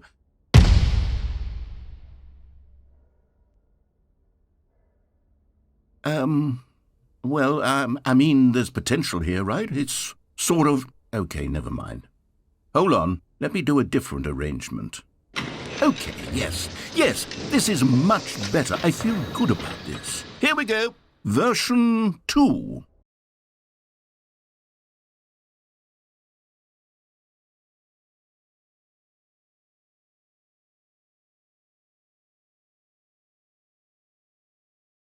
This is the story of a man named Stanley. Stanley worked for a company in a big building where he was employee number 427. Employee number 427's job was simple. He sat at his desk in room 427 and he pushed buttons on a keyboard. Orders came to him through a monitor on his desk, telling him what buttons to push, how long to push them, and in what order. This is what employee 427 did every day of every month of every year. And although others might have considered it soul-rending, Stanley relished every moment that the orders came in, as though he had been made exactly for this job. And Stanley was happy. And then one day something very peculiar happened. Something that would forever change Stanley. Something he would never quite forget. He had been at his desk for nearly an hour when he realized that not one single order had arrived on the monitor for him to follow.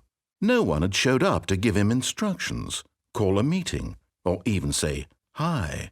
Never in all his years at the company had this happened, this complete isolation. Something was very clearly wrong. Shocked, frozen solid, Stanley found himself unable to move for the longest time. But as he came to his wits and regained his senses, he got up from his desk and stepped out of his office.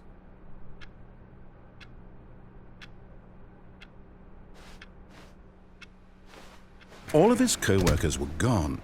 What could it mean? Stanley decided to go to the meeting room. Perhaps he had simply missed a memo.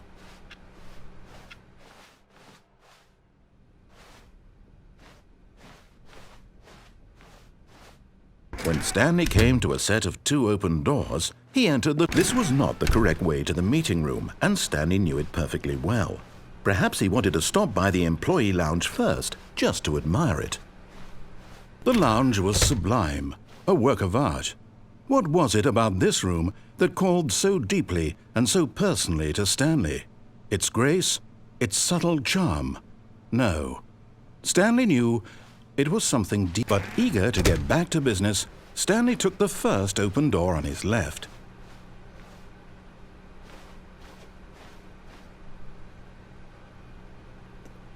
Stanley was so bad at following directions, it's incredible he wasn't fired years ago. But in his eagerness to prove that he is in control of the story and no one gets to tell him what to do, Stanley leapt from the platform and plunged to his death. Good job, Stanley. Everyone thinks you are very powerful.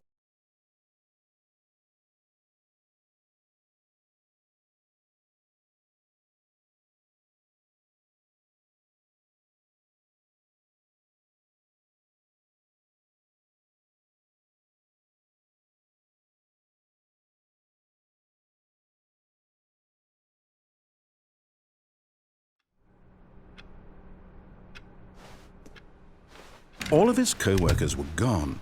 What could it mean? Stanley decided to go to the meeting room. Perhaps he had simply missed a memo.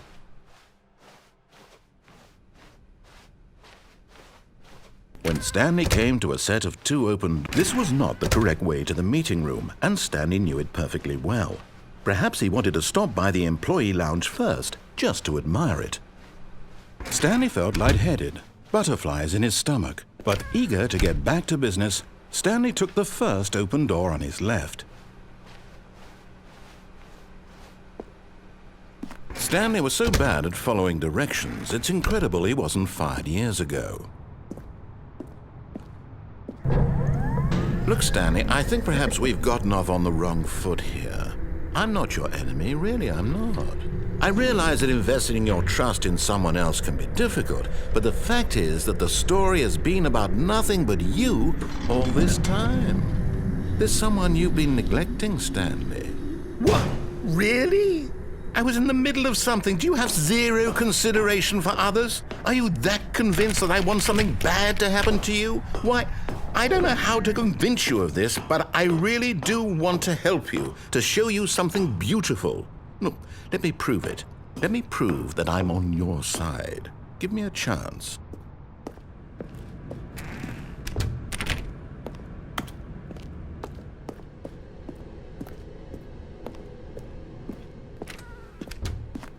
Now listen carefully, this is important. Stanley walked through the red door.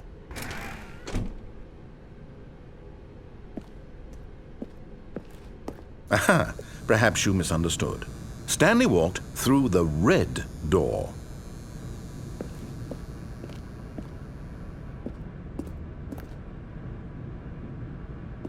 I still don't think we're communicating properly. Stanley walked through the red door.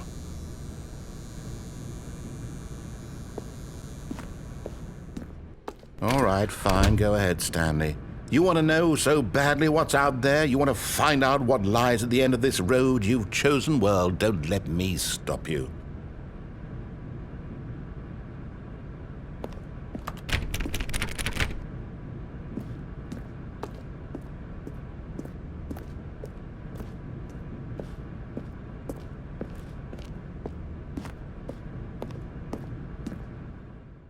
You see?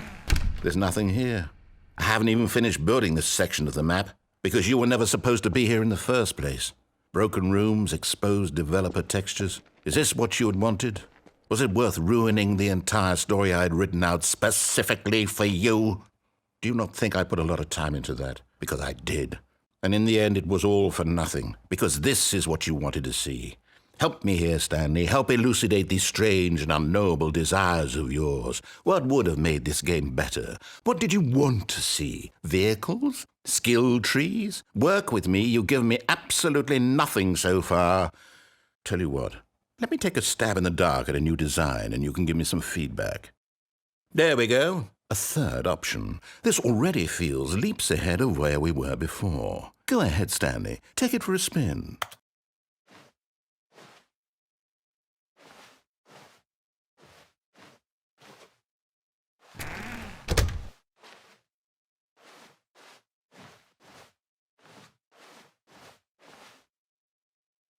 Okay, I'm going to stop you there. Now, tell me about your experience with this new version. Would you say that the game benefited from allowing you more choices? Feel free to be honest. I'm looking for some real critical feedback here. Aha!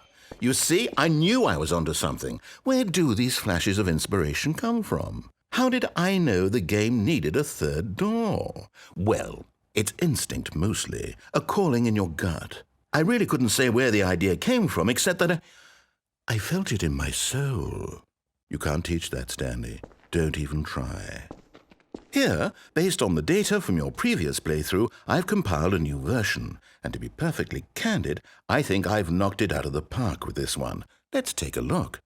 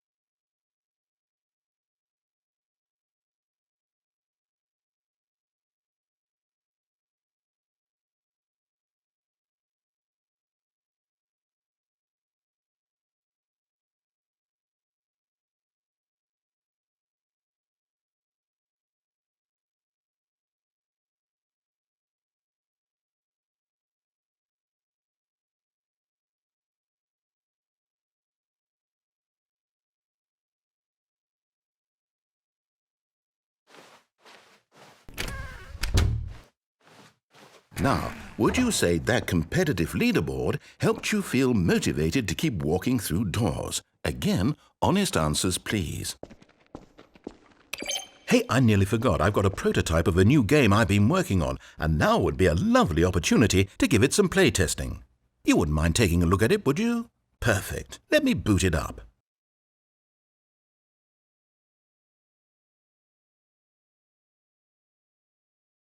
In this game, the baby crawls left towards danger.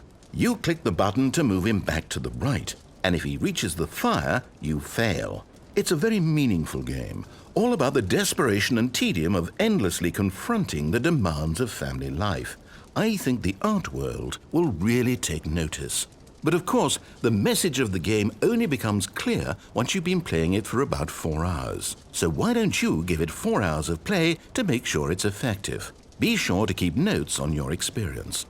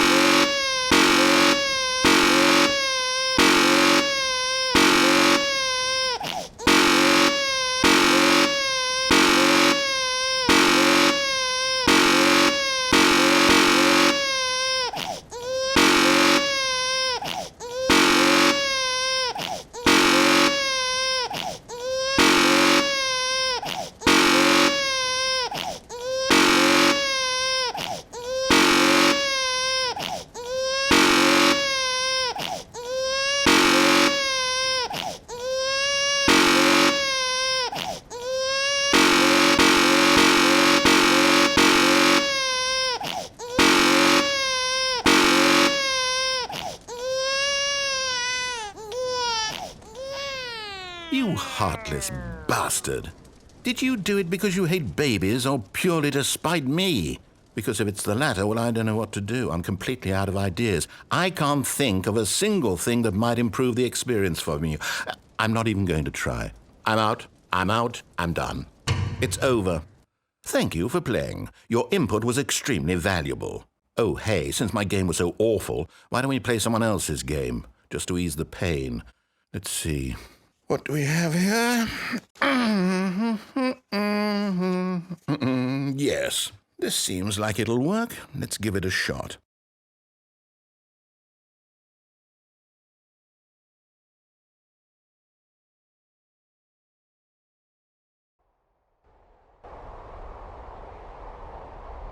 Aha! Fascinating.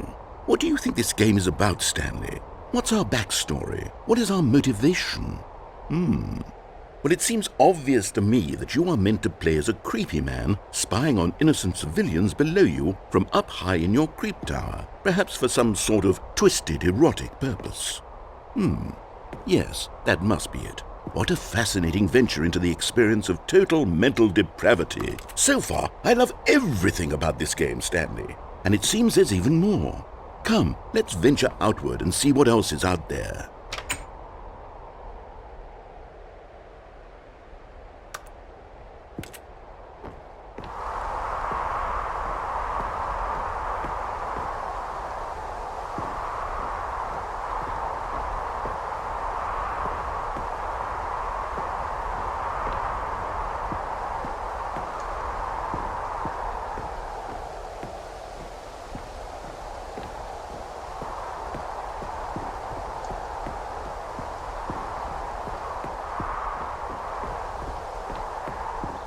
Oh, no. No, it can't be. It is. It's an open world game. Good God, quickly, block it off. Oh, thank goodness, Stanley. What a close call. You really wandered off into that thing. That big, open, just wandering around. No right or wrong directions. No path to follow. You can just go in any... Oh, thank heavens we avoided it. We're out of the woods now, Stanley. Okay, I'm going to get us out of here. Let's find another game. Preferably something with walls. Something with nice, big, insurmountable walls. Okay, I think this will be just the thing.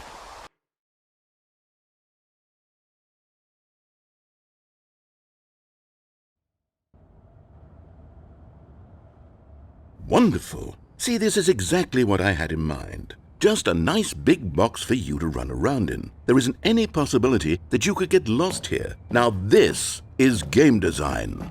Stanley, if you manage to get lost in this game, I will be phenomenally impressed. Okay, so what exactly do we do here? Let's see. There are lots of cars here in the back, but obviously there's no racetrack. Okay, I'm seeing that there's a ball of some kind back here. Is this game sports ball? Stanley, I think it's sports ball. Oh, what fun. We shall run the bases and do a touchdown together? Yes, I think surely we must. Okay, Stanley, here's the ball. Have fun.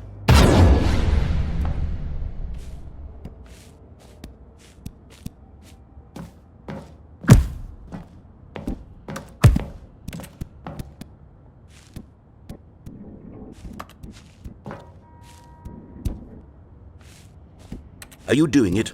Are you winning? Is this fun? Is it better than my miserable little story that I worked so hard on? Stanley, I have a thought, and I realize I'm not a sportsologist, but if one ball generates a certain amount of raw adrenal pleasure, then surely multiple balls makes for an even more euphoric sports experience. I'm going to try it out. Here comes another ball. Yes! Oh goodness, that really does feel amazing, doesn't it? Stanley, I'm like a child in a confectionery shop. I simply have to have more. I'm insatiable. More balls!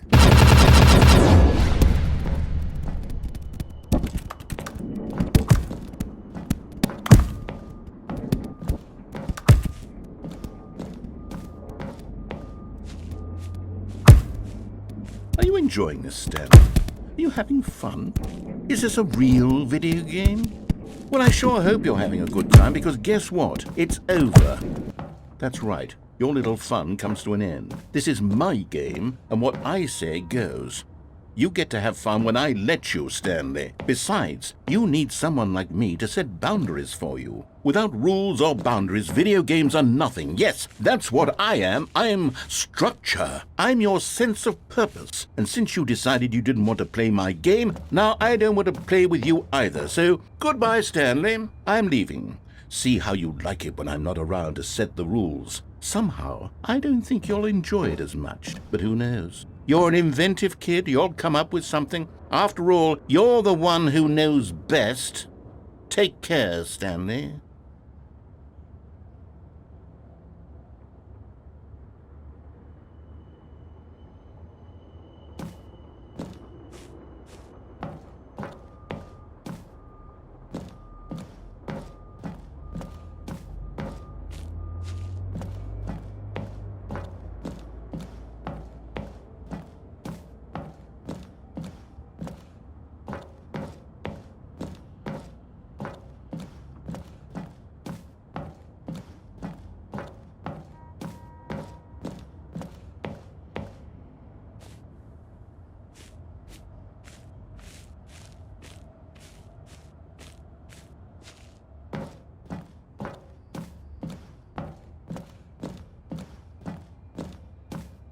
Hold on. What are you doing?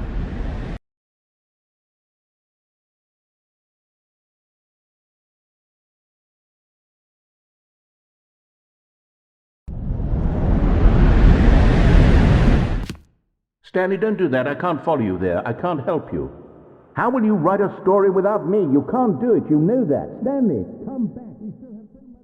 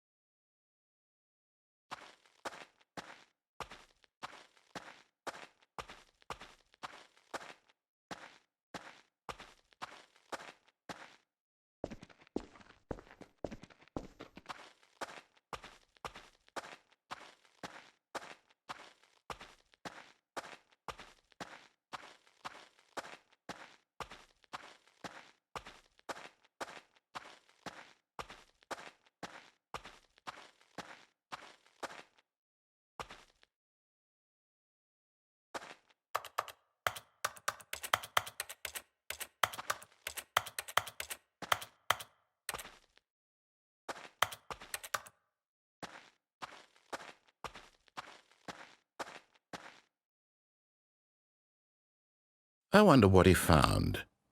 If what he wanted was to be the leading man in his own story, well, perhaps he's gotten it, down in wherever he is right now.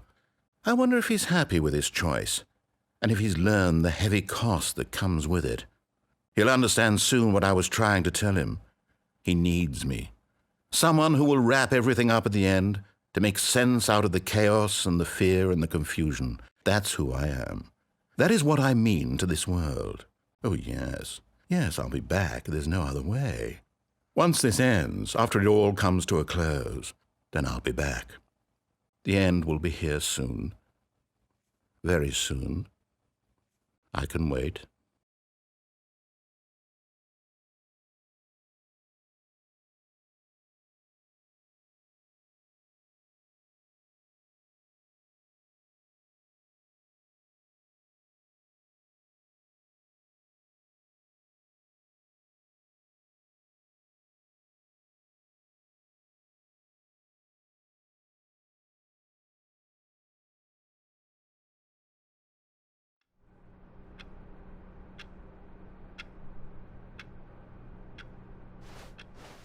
Wait, Stanley thought to himself. Am I sure that the orders stopped coming in? How is that possible? They never stopped. Surely I was mistaken.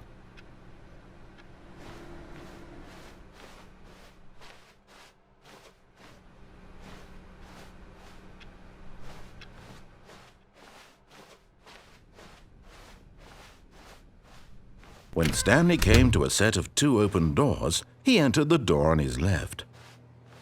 This was not the correct way to the meeting room, and Stanley knew it perfectly well.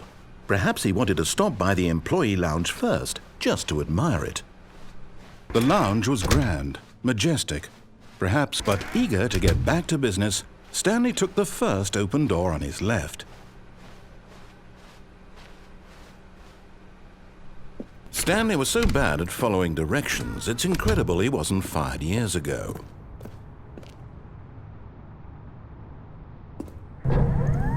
Look, Stanley, I think perhaps we've gotten off on the wrong foot here.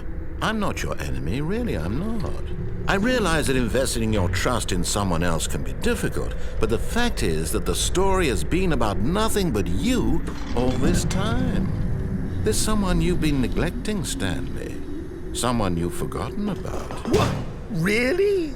I was in the middle of something. Do you have zero consideration for others? Are you that convinced that I want something bad to happen to you? Why, I don't know how to convince you of this, but I really do want to help you, to show you something beautiful. Look, let me prove it. Let me prove that I'm on your side. Give me a chance. Now listen carefully, this is important. Stanley walked through the red door. Oh, thank God you are willing to listen to me. Do you see that I really have wanted you to be happy all this time? The problem is all these choices. The two of us always trying to get somewhere that isn't here. Running and running and running, just the way you're doing right now. Don't you see that it's killing us, Stanley? I want it to stop. We would both be so much happier if we just stopped. And I think I have a solution. Here, let me show you.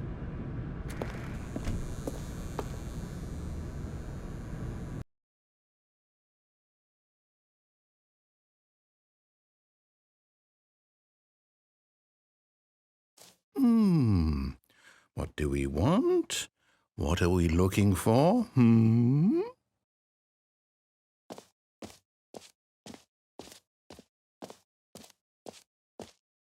Here. Yes. Oh, it's beautiful, isn't it? If we just stay right here, right in this moment with this place, Stanley, I think I feel happy. I actually feel happy.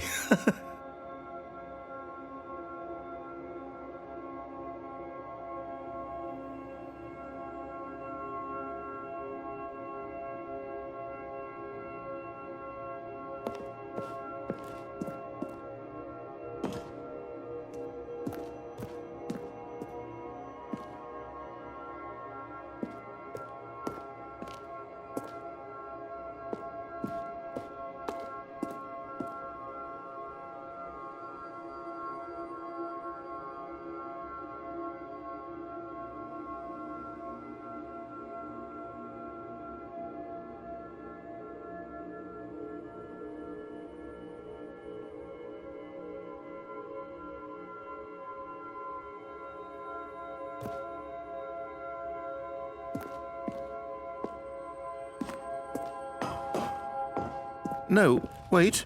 Where are you going?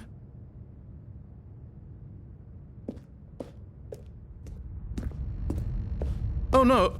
Stay away from those stairs. If you hurt yourself, if you die, the game will reset. We'll lose all of this. Please, no, Stanley, let me stay here. Don't take this from me. Please, Stanley, think about what you're doing.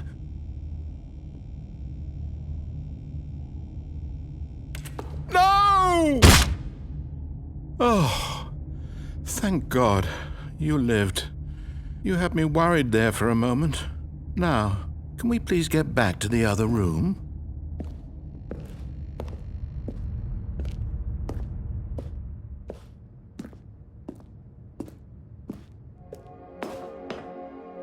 There. See? This is what you want. This is where we can both be happy. We really can. If we stop moving, we just have to stop moving.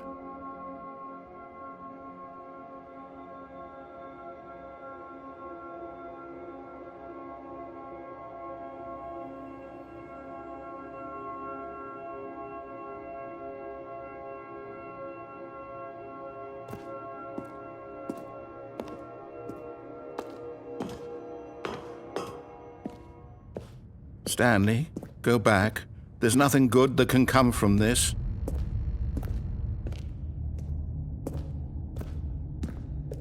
No. No, no, what are you doing? Do you just not believe me? What can I say to convince you?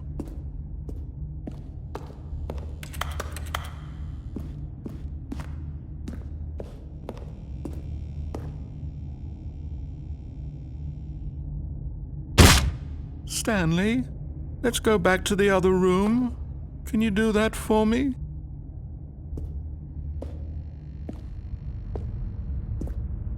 Yes, perhaps you can. Perhaps you finally see what I'm talking about. I know you'll see that we can't be happy if we leave this place. You can see that, can't you?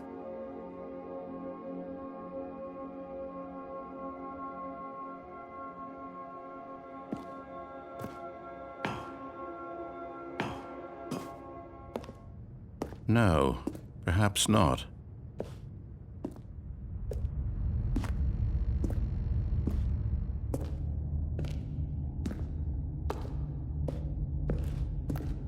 My God, is this really how much you dislike my game? That you'll throw yourself from this platform over and over to be rid of it? You are literally willing to kill yourself to keep me from being happy.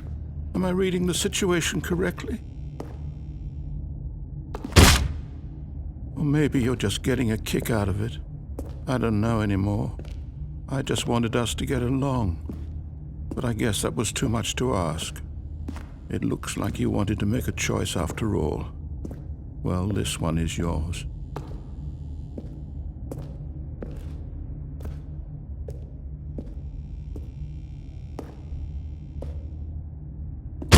Is it over? It's going to restart, isn't it? I'm going back.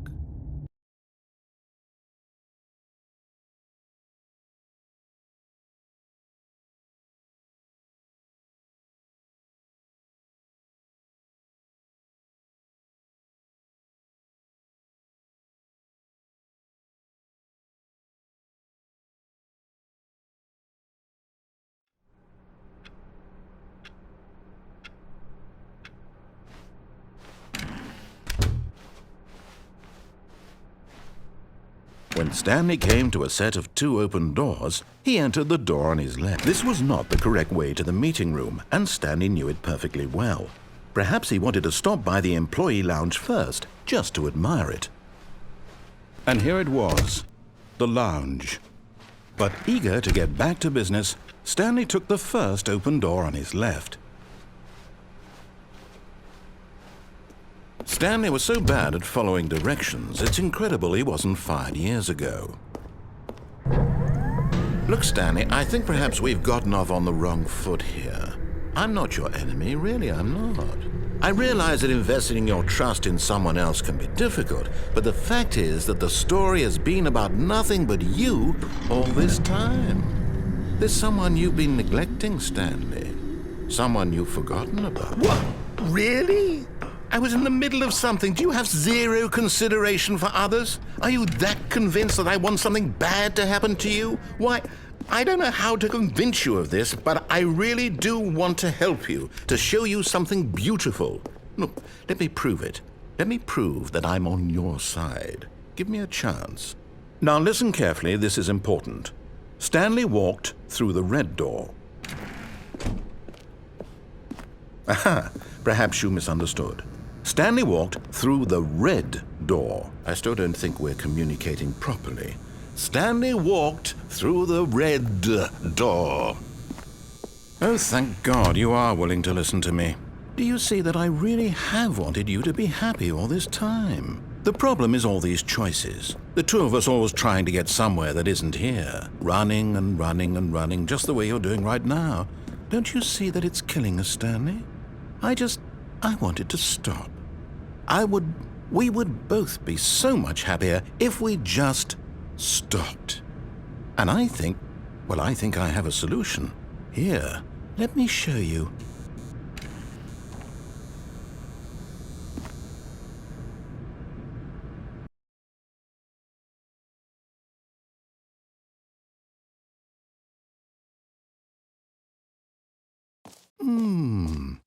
What do we want? What are we looking for? Here. Yes. Oh, it's beautiful, isn't it? If we just stay right here, right in the... No, wait. Where are you going? Oh, no. Stay away from those stairs. If you hurt yourself, if you die, the game will reset. We'll lose all of this. Please, no, Stanley, let me stay here. Don't take this from me. Please, Stanley. No! Oh, no. No, what are you doing, Stanley? Please, I'm asking you not to take this away from me. I can't go back to what I was before. If you die, we'll both go back. Why are you doing this? Stanley, let's go back to the other room. My God, is this really how much you dislike my game? That you'll throw yourself from this platform over and over to be rid of it? You are literally willing to kill yourself to keep me from being happy. Am I reading the situation correctly? Or maybe you're just getting a kick out of it. I don't know anymore. I just wanted us to get along. But I guess that was too much to ask.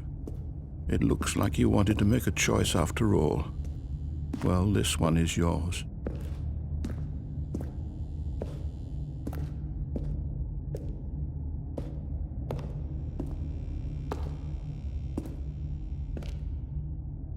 Is it over? It's going to restart, isn't it? I'm going back.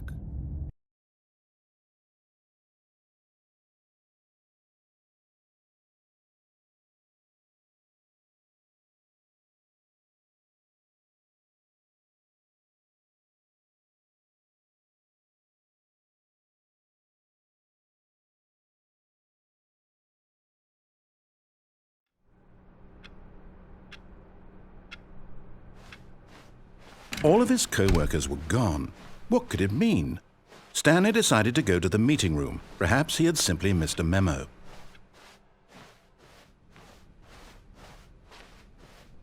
When Stanley came to a set of two open... This was not the correct way to the meeting room, and Stanley knew it perfectly well.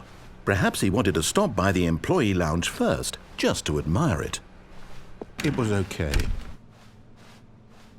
But eager to get back to business, Stanley took the first open door on his left. Stanley was so bad at following directions, it's incredible he wasn't fired years ago. Look, Stanley, I think perhaps we've gotten off on the wrong foot here. I'm not your enemy, really, I'm not. I realize that investing your trust in someone else can be difficult, but the fact is that the story has been about nothing but you all this time. There's someone you've been neglecting, Stanley. Someone you've forgotten about. Please, stop trying to make every decision by yourself. Now, I'm not asking for me, I'm asking for her. This is it, Stanley. Your chance to redeem yourself. to put your work aside, to let her back into your life. She's been waiting. That's her, Stanley. You need to be the one to do this, to reach out to her. If you can truly place your faith in another, then pick up the phone.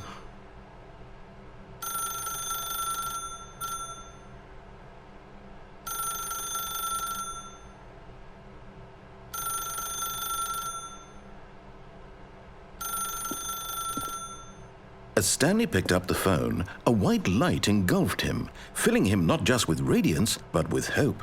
Hope for a life reunited one... Wait. Oh, goodness. Stanley, did you just unplug the phone? No, that wasn't supposed to be a choice. How did you do that? You actually chose incorrectly? I didn't even know that was possible. Let me double-check. No, it's definitely here, clear as day. Stanley picks up the phone. He's taken to his apartment where he finds his wife, and the two pledge themselves to one another. Music comes in, fade to white, roll credits. Not picking up the phone is actually somehow an incorrect course of action. How is that even possible? None of these decisions were supposed to mean anything. I don't understand. How on earth are you making meaningful choices? What did you... Wait a second. Did I just see... No, that's not possible. I can't believe it. How had I not noticed it sooner? You're not Stanley. You're a real person. I can't believe I was so mistaken. This is why you've been able to make correct and incorrect choices. And to think I've been letting you run around in this game for so long. If you'd made any more wrong choices, you might have negated it entirely. It's as though you completely ignored even the most basic safety protocol for real-world decision-making. Or did you not grasp the severity of the situation? Well, I won't have that kind of risk on my watch. I'm going to stop the game for a moment so we can educate you properly on safe decision-making in the real world. Please observe this helpful instructional video. Choice. It's the best part of being a real person, but if used incorrectly can also be the most dangerous. For example, in this scenario, a hypothetical real person named Rupert has a choice. He could invent a machine that eliminates food shortages across the world to make life better for all people. Or he could spend years of hard work forgetting how to read.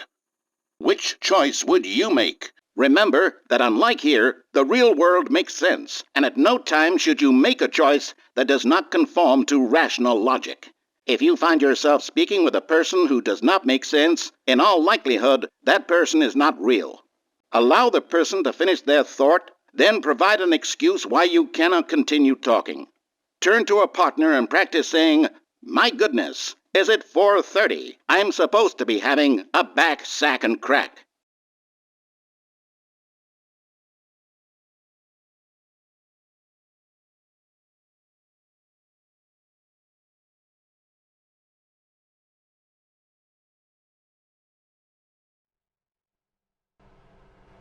Excellent.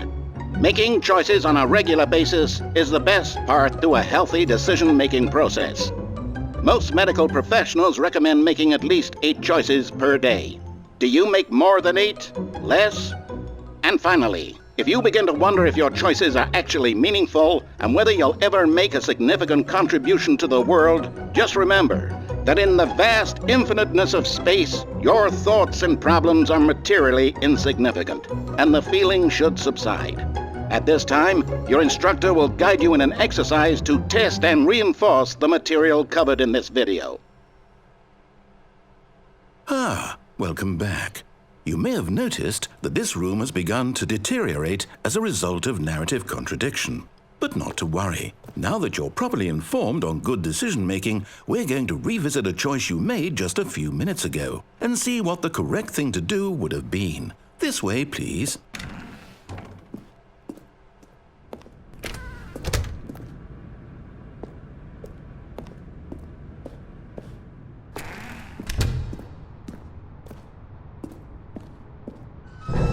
Now that we know your choices are meaningful, we can't have you jumping off the platform and dying.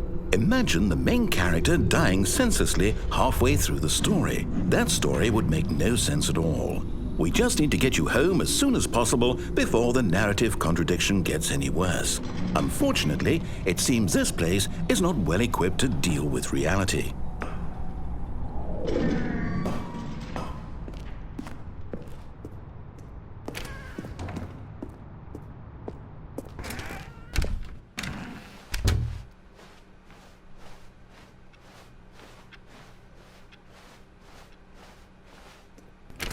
Almost there. You'll take the door on the left, back to the correct ending, the story will have resolution once again, and you'll be home free in the real world. Now remember, all you need to do is behave exactly as Stanley would. That means choosing responsibly and always putting the story first. I'm quite sure you'll be up to the task. Just follow my lead and you'll be fine. All right. When Stanley came to a set of 2 open doors, he entered the door on his left.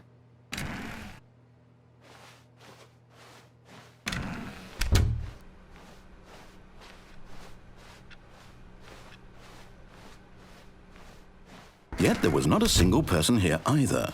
Feeling a wave of disbelief, Stanley decided to go up to his boss's office, hoping he might find it. Coming to a staircase, Stanley walked upstairs to his boss's office.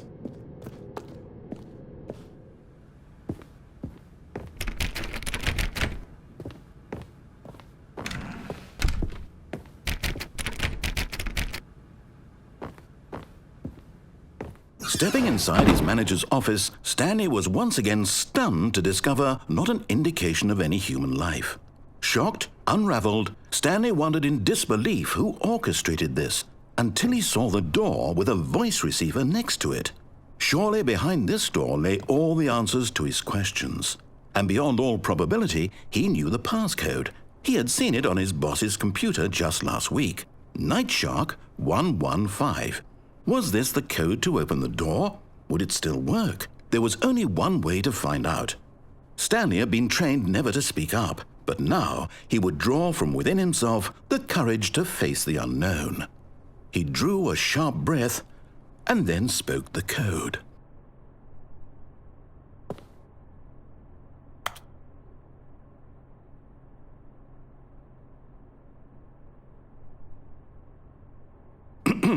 Stanley spoke the code. Nightshark 115. He spoke it into the receiver, right there on the wall.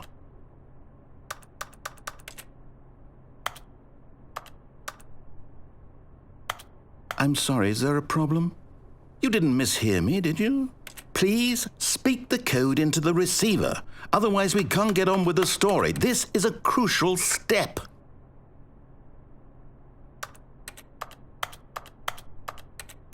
Okay, fine, you're not going to do it, but you know what? It's pretty humiliating to bring you this far, only for you to suddenly decide you have better things to do. I asked you for this one single thing, for your respect. The kind of respect Stanley shows for his choices. He knows what it means to take a story seriously. If you didn't want to see what I had to show you, then why did you come here? You had a choice, you know. You could have gone through the door on the right. You could have done whatever the hell you wanted over there. Why did you come this way? Speak. Say something to me. Explain yourself, you coward. You behave exactly as Stanley would. That means choosing responsibly and always putting the story first. I'm quite sure you'll be up to the task. Just follow my lead and you'll be fine. All right. When Stanley came to a set of 2 open doors, he entered the door on his left.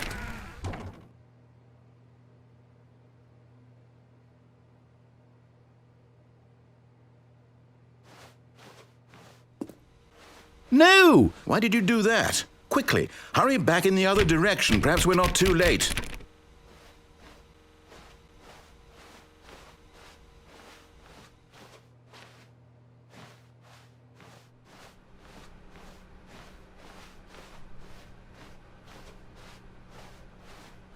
Oh, it's ruined.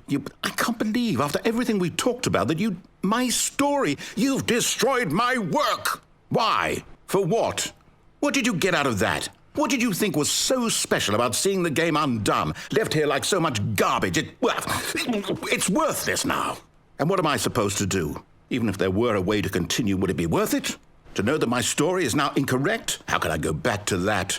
I can't erase that knowledge. I'll have to live with it forever, reliving its impossibility forever. I couldn't live that way. Is it better to shut the game down entirely? To willingly destroy all of my work? I don't know. What's the answer? What do I do? What do I do? What do I... No, I have to. I have to shut the game down. I have to. I have to.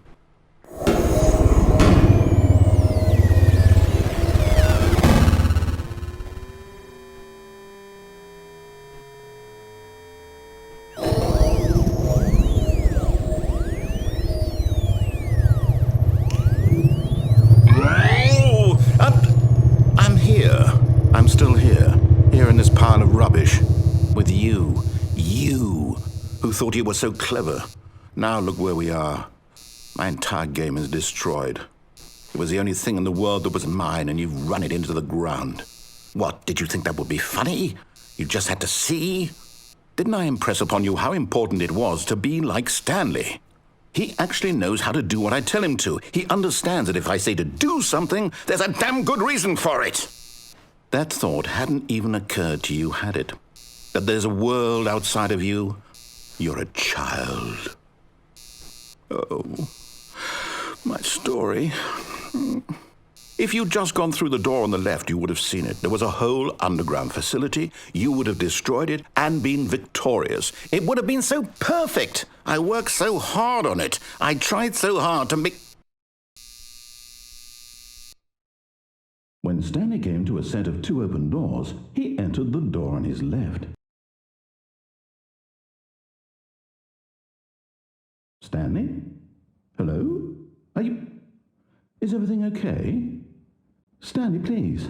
I need you to make a choice. I need you to walk through the door. Are you listening to me? Can you hear me? Is everything all right?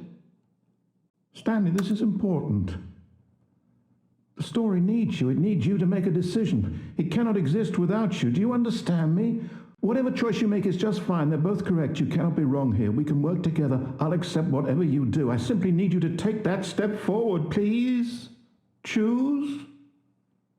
Do something. Anything. This is more important than you can ever know. I need this. The story needs it. So, you hear me? Are you there? Are you listening to this? Stanley, are you there? Okay. It's okay, I can wait. You need time to decide. Time to make sure your choice is correct. That is the best choice. That's all right. I'll wait for you to decide what's the right thing to do. Take as much time as you need.